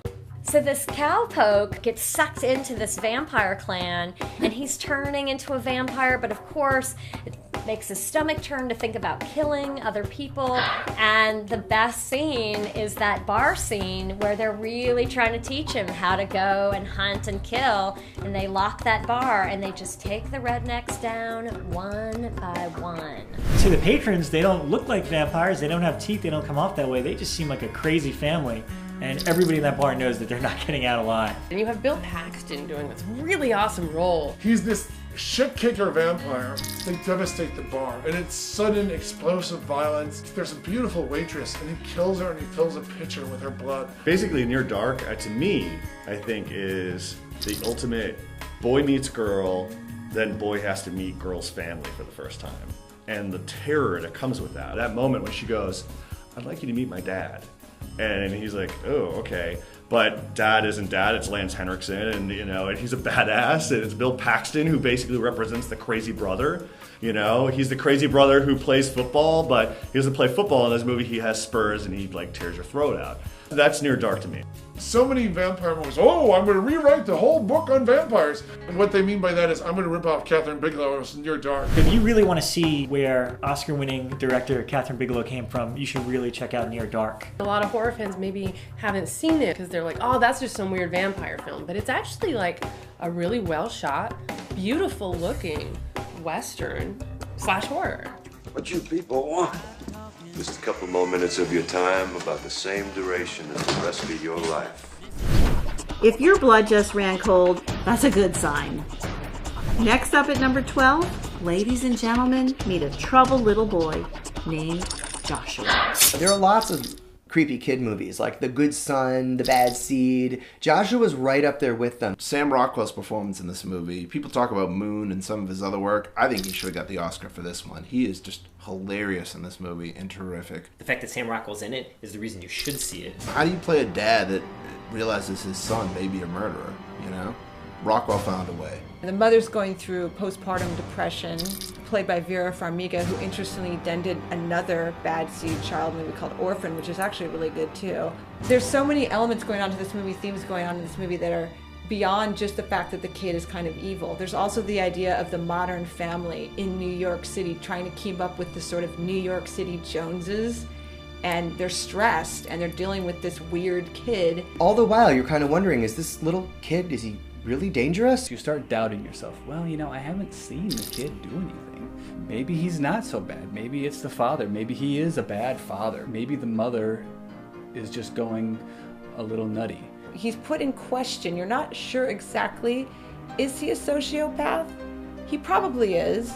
He just had that perfect balance of creepiness but sweetness. He has the brain of an adult, and that's what's actually really creepy about it, is the fact that the lead character, a young boy, is talking and acting like an adult. I guess it's that idea of when you see children, on the one hand, they're supposed to be innocent. They can operate in a diabolical way with impunity because nobody wants to assume the worst about a kid. It's a real talent to be able to maintain that sort of edge of your seat, underlying tension in a film throughout without anything happening. Nothing bad really happens in the movie, but it's all so tense. Entertainment Weekly and The Hollywood Reporter praised the movie, and it was also a selection at the Sundance Film Festival in 2007. Fox Searchlight put it out. They're not in too many theaters, so I don't think a lot of people have gotten a chance to see it. The kid that played Joshua, he went on to be the little Spock in Star Trek. There's no greater honor, I think, than to say that you're capable of living up to Nimoy, and I think he did a great job in that too.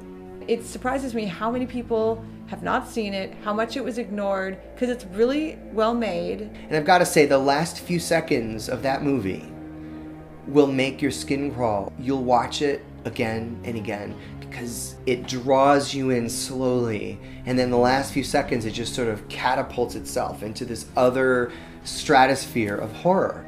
That's when you realize just how terrifying the movie is. I think everybody in the room will have a different understanding of what just happened in that last couple moments of the film. It's really chilling, kind of beautiful, and that's the end of the movie. It's on this list for a reason. It's just one of the best horror movies you've probably never seen. Hey. What are you doing? In Egypt, when they embalmed people like pharaohs, they broke the nose and removed the brain through the opening. This movie is the strongest argument for birth control you'll ever hear. Ever heard the expression, "Don't be afraid of the dark"? Coming in at number 11, we'll explain why. Don't Be Afraid of the Dark was a TV movie originally in 1973, brought to you by Lorimar. When you first turn it on, you think you're just going to watch an episode of Mary Tyler Moore, and then it goes kind of wrong. Kim Darby plays this woman who has moved into her grandmother's rambling old house, moved out of the city with her high-powered lawyer husband, and they're going to fix it up, and it's going to be great. And she's in this like middle-class boredom with her husband, and the husband's always working.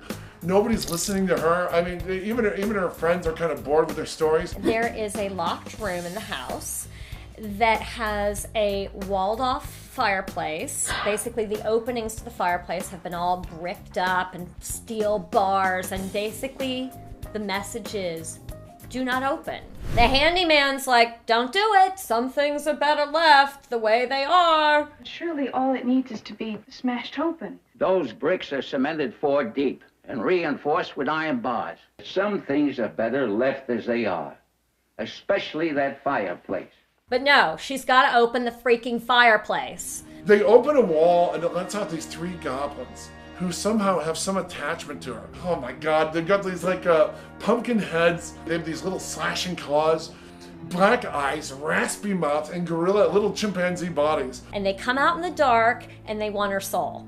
Now she's got little evil troll people running around saying, Sally, we want you, and grabbing at her dress and tripping and killing her interior decorator.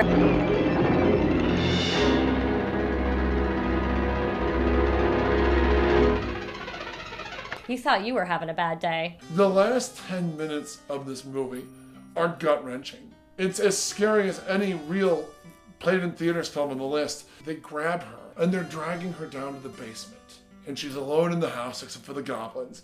And she grabs this old 70s Polaroid camera and she keeps snapping flashes. And the only thing that pulls these monsters back are the flashes. But you know there's only a limited amount of flashes. And they're getting closer and closer to the basement. And this movie is insidious. People forget that Don't Be Afraid of the Dark is a TV movie. Because it is utterly horrifying.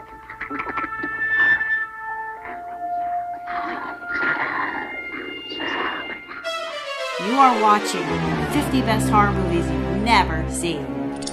A countdown of horror's hidden gems. Claiming our number 10 spot is Audition, the nasty little film that sneaks up on you. Audition is a horror film by Takashi Miike, and the funny thing about this movie is if you were to walk out around the 45-minute point, you would think you were watching a romantic comedy. The movie takes forever to get to become a horror film. But that's exactly what makes it so great. It's about a widow. His son's like, Dad, you gotta start dating people. He's just not satisfied with the women that he sees. And he holds fake film auditions to audition actresses for a movie that really he doesn't intend to shoot, but what he's really doing is auditioning, for a new girlfriend or a new wife. He auditions the wrong one, and she is a little bit psycho. It's almost set up like a quirky dating game.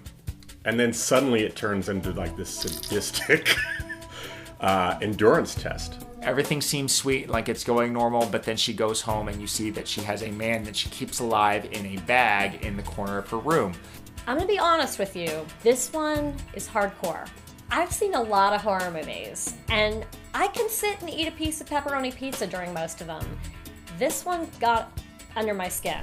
But at the same time, it's awesome because it has a badass chick villain that you just don't even see coming, and you don't even know how far she's gonna take it. The first time I saw it, I had been warned. I had been told, you know, it turns on you and then you're gonna be, you know, squirming in your seat. And even with that warning, I was still caught off guard. It's pretty intense stuff. She takes the needles, they're like, are they acupuncture needles? They literally anywhere you wouldn't want them. When she does the ticky ticky ticky ticky.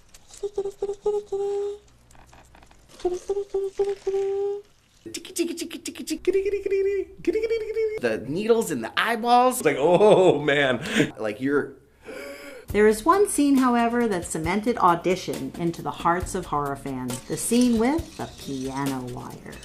There's a scene where he's tied up, she has a piano wire. A whole bunch of people were getting up and walking out of the theater. My wife and I were among the few to stick it out to the bitter end. She tortures him and chops off his foot. I mean, with piano wire. It's a great film. That scene is up there in the horror lexicon of crazy scenes. I feel so horrible for the people who stumbled upon this movie having no idea it was a horror film. Because when it turns into a horror film, it is one of the most sadistic, nasty, vile, vicious, repugnant movies.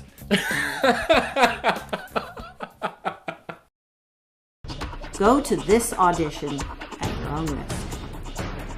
For the vampire aficionado, you can't beat Let the Right One In, coming in at number 9 on our list. Let the Right One In is a fantastic Swedish vampire film that came out a couple years ago. Let the Right One In is not only one of the best vampire movies ever made, it's just one of the best movies that you could possibly see. I thought that was the most original take on the vampire genre I have seen in years. It's also sort of a remake of My Bodyguard, which is a classic, beloved children's film from the 80s, except with vampires and not for children.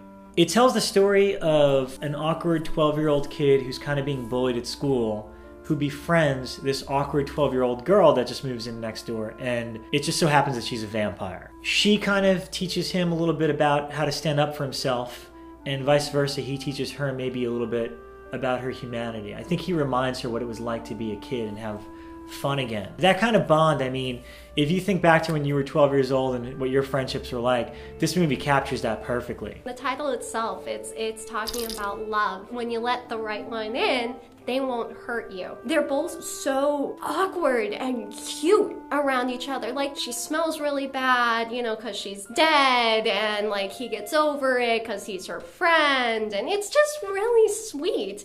And then she ends up, you know, killing people in between, and it's a really cool movie. You know, there's some bullies who pick on Oscar at the school, and you can imagine what happens to them when his new friend gets a wind of that. Bodies are drained of their blood, and they're hidden under the ice in the frozen lakes. It's the case where you have a young actor, in this case the girl. While they appear very youthful, there's something hauntingly mature and old about them. And I think obviously in the case of someone who's supposed to be a vampire, it really works. There's just something really frightening and yet alluring about this girl. One particular moment will have you drowning in fear, the spectacular scene at the swimming pool. It all kind of builds up to this final scene at the pool hall. The bully's brother puts Oscar's face submerged in the pool. It's all done in one take. He's actually hiding in the pool underwater. Air bubbles are just coming up slowly, slowly, slowly. And then you hear screams, but they're muffled screams because you're underwater with Oscar. And you sort of just get glimpses of the massacre that's sort of going on behind him. And these people are being murdered and dragged across like the surface of the pool. And you're wondering, what the heck's happening? In the peak of the Twilight mania, here we have this beautiful love story that's also a vampire movie, which is what Twilight tried to be, but as far as I'm concerned, did not succeed. No vampires sparkle here. We're talking about traditional, scary vampires. The best contemporary vampire film ever made. It shows a sense of bravery in filmmaking that I think is really hard to find, at least in Hollywood filmmaking.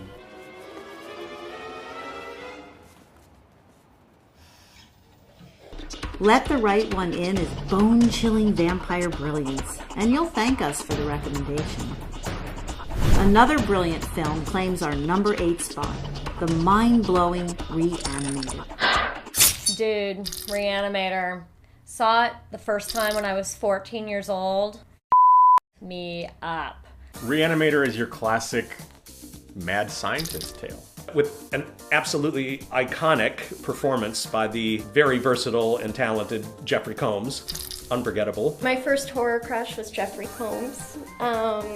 And it's primarily because he's so freaking good in the movie. It cemented his place as a horror icon. It's basically about this mad scientist, Herbert West, who's trying to create this formula to bring the dead to life. But the problem is when they come back, you know, the brains have died and they're not quite the same as they were before. They go on psychotic, murderous rampages. They're mindless killing machines. Duh! Doesn't that always happen? Reanimator was directed by Stuart Gordon and was based on an H.P. Lovecraft story by the same name. Stuart Gordon now is considered kind of one of the masters of horror. Stuart Gordon's never made a bad movie. The movie just went further than anything that I've ever seen. There were like exploding entrails, like wrapping around people. It's just crazy. Words can't, you really have to see it. After watching that movie, I had to sleep with the lights on and with my Winnie the Pooh. I have never been more terrified of a stuffed cat than when the first time I saw that movie. Like the sound that comes out of this thing. And it's just kind of like twitching there because the spine's broken. Like, it's awesome. An also very unforgettable and delightful Barbara Crampton, whose most notorious and unforgettable scene gives a whole new meaning to the term giving head. If you really want to get ahead in your knowledge of horror movies, that's the one to go for. All props to Stuart Gordon because that's going there. We can't say much more about that scene on TV, but here's a heads up. Pick up a copy of Reanimator, see for yourself what all that talk is about. We have a feeling you'll be forever grateful for our recommendation. It's the kind of movie that you get a couple beers, get your friends together, and watch at midnight on a Friday night. And it's really, really sick, so I don't know what that says about me, but I love it. Will be famous. Everyone's entitled to one good mad scientist movie. Up next at number 7 on our list is Wishmaster. Wishmaster is the age-old story of be careful what you wish for, which is actually the tagline they used on the poster. An executive asked me to come in because they wanted to do a horror movie. And when I got there, they said, "We have a great idea. It's an evil genie movie." He's this really evil but very charismatic genie, played by Andrew Divoff, who turns in a performance that is up there with Freddy Krueger in A Nightmare on Elm Street. When you get the right guy in the horror makeup, it really sells it. Divoff has got a voice like a fork in a garbage disposal, and so when he's It doesn't matter what we write. It even doesn't matter what the makeup guys do, even though they're brilliant and that's half of it. If you don't have a guy behind the mask who will deliver, who will commit, who will do it right, then it all goes to naught. And I thought Andrew was just terrific. And he plays an evil genie called a djinn, and he's sort of trapped inside this little red kind of crystal. And of course he gets out and he starts granting wishes. And when he starts granting wishes, he's got a way of twisting them a little. Just in the way that an evil genie would, to make you suffer immeasurably for your want, your desire. Oh my God. Am I to understand this is not something you wish to see? Uh-huh. Very well. One of the real pleasures of Wishmaster, certainly for me and certainly for Bob Kurtzman, who directed, was it was like homecoming. It was school reunion time because we managed to get a lot of great people in the cast. We had Kane Hodder in there, we had Tony Todd in there, we had Ted Raimi, Reggie's in there, Buck Flowers. Robert, of course, is in there too. All these existing monsters were welcoming Andrew into the fold. And we got all these people that, we loved and we hope the fans love too. If you're looking for something a little more tongue-in-cheek, a little more crafty and clever and fun, then you have to see Wishmaster. Doesn't that intrigue you? Just a little. Be careful what you wish for. You have been warned. Claustrophobia, anyone? Check out our number 6 movie, The Descent. I think Descent is probably the best film I've seen that deals with claustrophobia, really making you feel like you're trapped along with the characters. You feel claustrophobic, you feel it's damp, you feel it's, wet, you feel like wet with blood. You just feel that real claustrophobic feeling. That would have been scary enough for the whole movie, but then they add monsters to the mix. Holy shit! We follow a group of female spelunkers who decide to explore a cave that supposedly has never been explored before. I've never seen 4 better-looking spelunking women. They end up trapped underground after there's this horrible, cave-in. They're wounded, their batteries are going down, and then they discover that there's something else down there with them.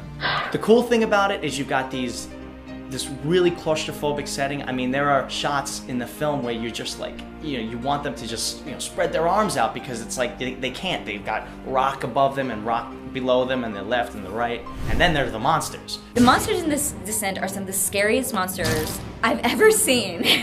They're there for the babe buffet because little by little, every single one of those females, dead and eaten alive. They're very nocturnal. They're like bats or whatever they are. They can't see anything at all. Their skin is this weird, translucent, and they've just adapted to where all they really need is, to make these weird, click noises and screams and communicate with each other. You only get perspective on them, when you've got a flash of light, because it's dark. The whole movie's dark. It's one of those films where you're like, just turn a light on. One of the girls finally clearly sees one of the creatures, but it's from a distance. That shot has stayed with me since I saw it. The girls end up turning on each other. And it's so they're not only fighting these monsters, but they're fighting each other. When things start going bad, you'd want to get out of the cave, but yet they're forced to keep going deeper and deeper into the cave. There's an awesome sequence where these 2 girls are stuck upside down. And these girls are literally hanging from these hooks. Crawling across the ceiling when they're attacked by one of these things that come running at them. I saw this movie in a sold-out theater, and everyone hit the roof. Are you scared of being caught in tight spaces? Are you scared of underground monsters? If you're scared of either one of those things, it's covered in The Descent.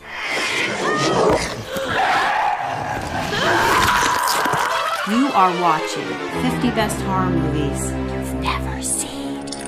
A countdown of horror's hidden gems. And coming in at number 5, Alone in the Dark.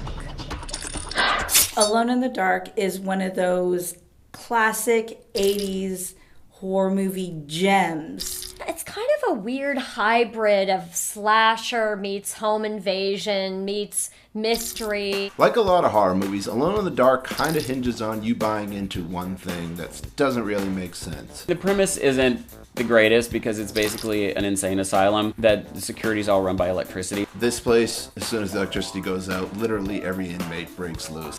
Nobody thought, if the electricity goes out, all the crazy people can get out. Great plan. They get most of them back, which is great, but of course a few manage to wreak havoc and kill a few innocent people, all because these guys didn't want to buy a generator. Alone in the Dark was New Line Cinema's first major motion picture, and it featured a star-studded cast. Another great thing about this movie is it had an amazing cast in it. I mean, Jack Palance was in it. Jack Palance is bigger in life than that. Dr. Potter! Happy trails. Donald Pleasance was in it. Donald Pleasance plays his typical nutty self, but he runs this asylum where he's sort of let the inmates kind of do whatever they want. You ever watch a Halloween movie and think, what if Dr. Loomis ran Smith's Grove? That's what Alone in the Dark is. Forget Dr. Loomis from Halloween, where he was practical and carried a gun. In this one, he is as crazy as the inmates in the asylum he's running. Move your hands in front of your face 3 times, like that. Yes, and then the intestines will stay inside and you won't turn to porcelain. And you have the preacher, who's Martin Landau. Vengeance is mine, saith the Lord. Alone in the Dark and Friday the 13th Part 3 were in production at the same time, and both films actually have a hockey mask. Of course, Jason's went on to be quite more successful, but it's kind of interesting now to look back and see a film from the same era using pretty much the same mask. And there were a couple of killers. One of them was the Bleeder. The only way you know him is when he gets a nosebleed. One of the escaped mental patients in this movie, they call him Fatty, and he is like so big that he will pick up people by their necks and shake them around like rag dolls. At one point, they do go into Friday the 13th territory. That is one of the key slasher movie scenes. Basically, one of the inmates is under a bed, the couple's going at it. And all of a sudden, hands reach out from under the bed and yank him under it. So she's screaming hysterically. She doesn't know what to do. She doesn't want to jump off the bed because they might get her. And all of a sudden, this knife starts shooting up through the bed.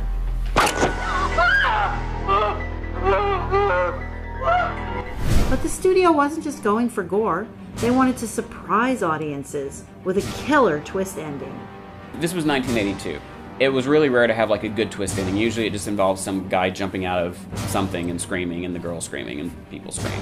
But this movie actually has a brilliant twist. You won't see it coming. But it's an amazing film. It's shot so well. You have like A-list actors hamming it up as like different kinds of crazy. The movie scared the crap out of me. Don't miss the electrifying Alone in the Dark. Coming in at number 4 is a grim 1955 fairy tale, The Night of the Hunter.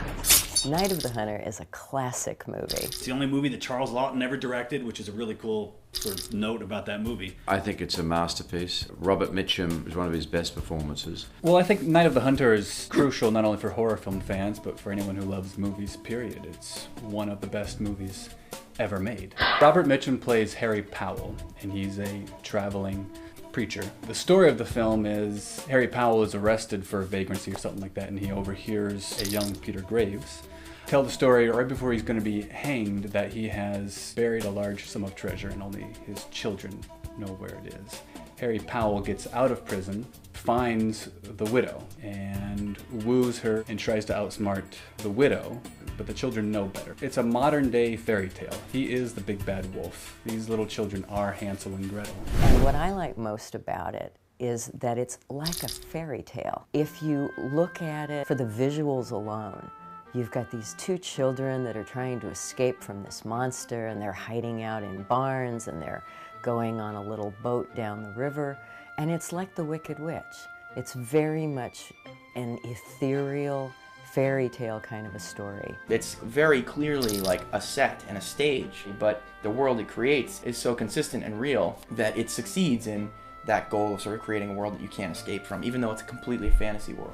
There's that wonderful, beautiful sequence when they're on the boat and she sings that kind of creepy song, but it's really touching. And the whole thing about going after children, I think, is really macabre and creepy. Child performances in horror movies can be a real trick, and this is an example of a very successful pair of child actors here. You really care about these two kids, I mean, and they are in some serious peril. And just tell me, where's the money hid? But that's why I promised John I wouldn't tell. John doesn't matter! Can I get that through your head, you poor, silly, disgusting little wretch? This movie influenced director John Carpenter when he made Halloween, and after you see it, you'll know why. Coming in at number 3 is a nail-biting 80s monster classic, The Beast Within. The best horror movie in this whole list is, of course, The Beast Within. The fact that I've directed it has nothing to do with my opinion. It's sort of the movie that would not die. I had no idea when I was making that film that it would have the life that it has had. The Beast Within is about this kid. He has basically a beast within that's going to come out like a cicada, and he's going to shed his human skin and become this beast. There have been a number of people over the years who have felt that the movie does not make a lick of sense. in the dialogue throughout the movie, at a couple different places, there is actually a coherent explanation for why the whole cicada thing. It shed its skin like a cicada. The life cycle of the cicada, it's a 17-year life cycle. That's why all the weirdness starts happening to my character when he is 17. It's just awesome because you can't wait for him to turn into the beast within. The film offered a grungy film style and broke new ground with its innovative and unprecedented special effects. A kind of pure, gritty horror film that they don't make anymore. No CG at all practical effects. The video box that was daring you to watch the last 30 minutes without running from your seat. It's true, because it is a special effects extravaganza. The idea was to make the last half hour as terrifying as possible. The single weirdest scene, bar none, I've ever had to do as an actor was in the infamous last half hour of The Beast Within. There was no way I was going to have a stuntman play the Beast. No. I was the Beast from beginning to end. I wanted to be the Beast. I made that very clear, that I wanted to be the Beast. The United Artists, in their wisdom, asked us to shoot in a mental asylum, but they'd promised me that there'd be no inmates. They said it was a disused hospital. We're up there shooting this transformation scene for 3 days, and I'm going through all these different stages of prosthetics. And when we started shooting the stuff with the tongue and the heads exploding and everything, and behind me I suddenly heard and I turned around and there were 3 inmates from the mental asylum in nutcase gowns. And I suddenly realized they thought this was their worst. This is the operation room, this is surgery, because we had lights like this. I thought, oh my God, they think this is real. These burly guys came in and dragged them off, screaming. And I've always felt bad about this, because I'm sure they told all the other inmates, we've seen the room, and that's where they cut your head off and they do experiments on you. Guess who's a fan of The Beast Within? Would you believe? Queen Latifah. I ran into her one time at a magazine stand, and she said, you look really familiar. Do I know you? I said, well, I'm an actor. She goes, oh, what have you done? When I got to The Beast Within, her eyes went like this. She went, oh my God, The Beast Within, I love that movie. I've seen that movie 5 times. My brother and I used to hide behind the couch. It scared the crap out of us. Magazine, which I have a lot of fondness and respect for, Rue Morgue magazine out of Canada, they recently referred to The Beast Within as a criminally underrated genre masterpiece, which I thought, that's pretty cool, because I agree. Think of The Beast Within as a twist on the classic werewolf story, with an entomological flair. Earning the prestigious number 2 spot on our list is the pulse-pounding Pumpkinhead. If you like creature movies, you will love Pumpkinhead. There aren't a lot of good backwoods horror films. Pumpkinhead's one of the best. Basically, these kind of jerky city kids go out into the backwoods and they're riding their dirt bikes. They start racing along and they're zooping up and down, and Lance Henriksen's son goes chasing after his dog, gets in between one of the bikes, gets hit in the head, and killed. Lance Henriksen plays Ed Harley, who's the father of the boy who gets hit, and he goes to this old witch Haggis. When I first saw that witch, she scared the hell out of me. He has her resurrect a demon that they call Pumpkinhead that's out in this pumpkin patch, buried in the ground, to exact revenge on the people that accidentally killed his son. He plays such a broken character, and you can feel his desperation. He's just has to do this. And the only catch is, every time the demon kills somebody, Ed Harley feels it. So as the movie progresses, he starts realizing what he's doing is wrong, vengeance in its ultimate form is wrong, and has to kind of try to stop it before Pumpkinhead kills all the rest of the kids. He is a mean son of a bitch.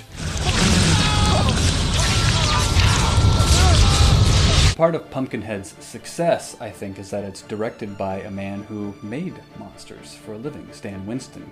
Oh, I love The Monster. I mean, what can I say? It's just one of the all-time great movie monsters. He creates a monster that's so memorable, so evil. Stan Winston got what was scary. He goes back and taps into something very primitive and very childlike what is scary. There's no CG in this movie. It's all very practical. No CG. What you saw was right there on the set. You can't substitute you. There's no substitute for that tangibility.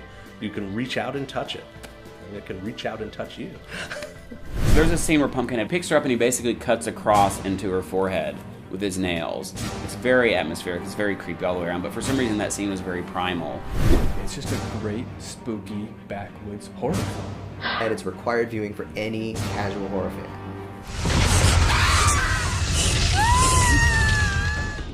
If you think Alien was scary, you haven't seen Pumpkinhead.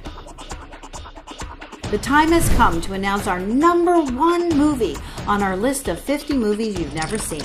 Ladies and gentlemen, behold, Black Christmas. This movie started the entire slasher genre and continues to send icy chills down the spines of horror fans that discover it year after year. Black Christmas is #1 on the list, and there's a reason for that. It was the first slasher film, and it's basically about this sorority house where they're being menaced by some obscene phone caller. You know, the first time I saw Black Christmas, I was in high school, and it scared the shit out of me. Bob Clark was a very, very underrated director, and he directed another classic film called A Christmas Story, which was the polar opposite of what Black Christmas was. It's all very Christmassy feeling, and yet there's this evil that's lurking outside. People, you know, they might lump it in with like Silent Night, Deadly Night, and it's nothing like that. It's a really dark, ugly movie set at the happiest time of the year. You know, I love it for that reason. I love the use of this Christmas atmosphere, which normally is supposed to be something comforting and jolly and so forth, and kind of just turning it on its head. The movie opens with a point of view shot of these two hands crawling up the trellis on the side of this house. What this guy does is he makes his way to the top of the window, to the attic, and he lets himself inside, and he sort of camps out there. What he ends up doing is making phone calls down to the girls that live in this sorority house. I mean, the telephone calls are just so terrifying. The phone calls will make your hair on your body completely stand on end. You know, this killer could have just been this crazy man on the phone, but what Bob Clark does is he layers the voices. It's almost like there's 3 voices talking at the same time. And what he does in doing that is so chilling.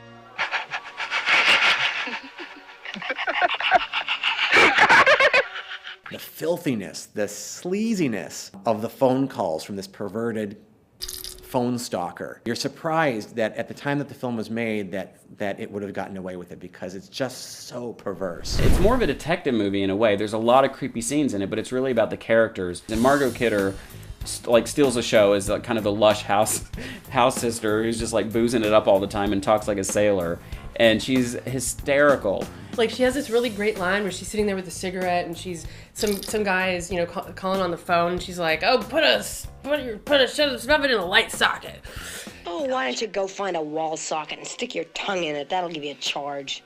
You should just get all your friends together on Christmas Eve and watch Black Christmas. And, you know, screw the Santa Claus claymation shit. You know, just watch Black Christmas, get really drunk, and laugh at everything Margot Kidder says, because that's the greatest character I've ever seen in a slasher film. Although Margot Kidder provides the comic relief, it's only to protect you from some of the scariest movie moments of all time. There's this great scene in the film where one of the girls in the beginning is supposed to be heading home, so she's up in her room and she hears her cat meowing over in the closet. And there's, you know, point of view shot behind the plastic, so you know that something is probably there.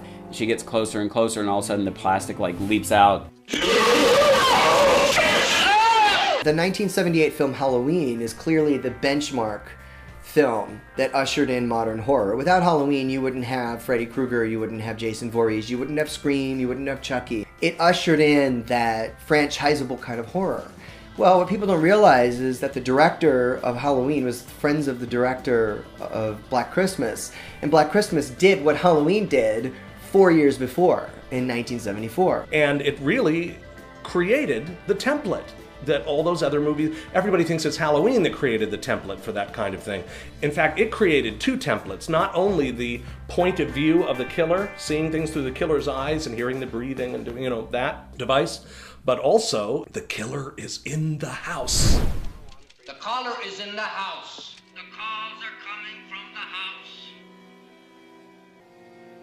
Jeff, get up! Well, you know, several other movies wound up doing riffs on that one as well. When a Stranger Calls, etc., etc. Black Christmas did it first. You know, and credit where credit is due. If you're wondering why the killer is stalking the sorority girls, you're out of luck. Director Bob Clark only dangles sporadic clues, which causes the tension to escalate. You never find out who the crazy guy is or what he did. You never find out, what did Billy do with the baby? Who was Agnes? I don't know. You don't see the killer. What you see are fleeting glimpses of him. You see a shadow. You see a door closing. You see an eyeball, in the crack of a door.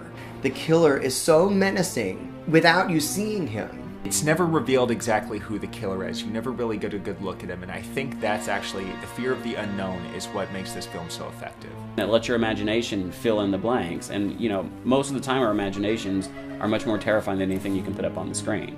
Black Christmas is one of my favorite horror movies. I'm gonna say it's a masterpiece. I'm gonna just say it's a masterpiece, and apparently Elvis loved it. He used to watch it on Christmas. It's one of the scariest movies, and if you haven't seen it, shame on you. Go out and rent it right now. Stop this DVD, go rent it, and you can watch this later. Black Christmas, to me, is the highest standard of slasher films. Oh, there's just so many classic horror movie moments in Black Christmas that have been imitated time and again, and Black Christmas just doesn't receive the credit that it deserves. I, speaking personally, can see why that would be the #1 movie on your list. Talk about influential. Wow, it just set a major ball rolling, didn't it? I'm PJ Souls, and it's been an immense pleasure introducing you to 50 classic horror films that I know you'll love. These movies totally helped shape the horror genre, and they continue to draw critical praise and cult followings. So start exploring. Many of the movies are available as special editions with deleted scenes.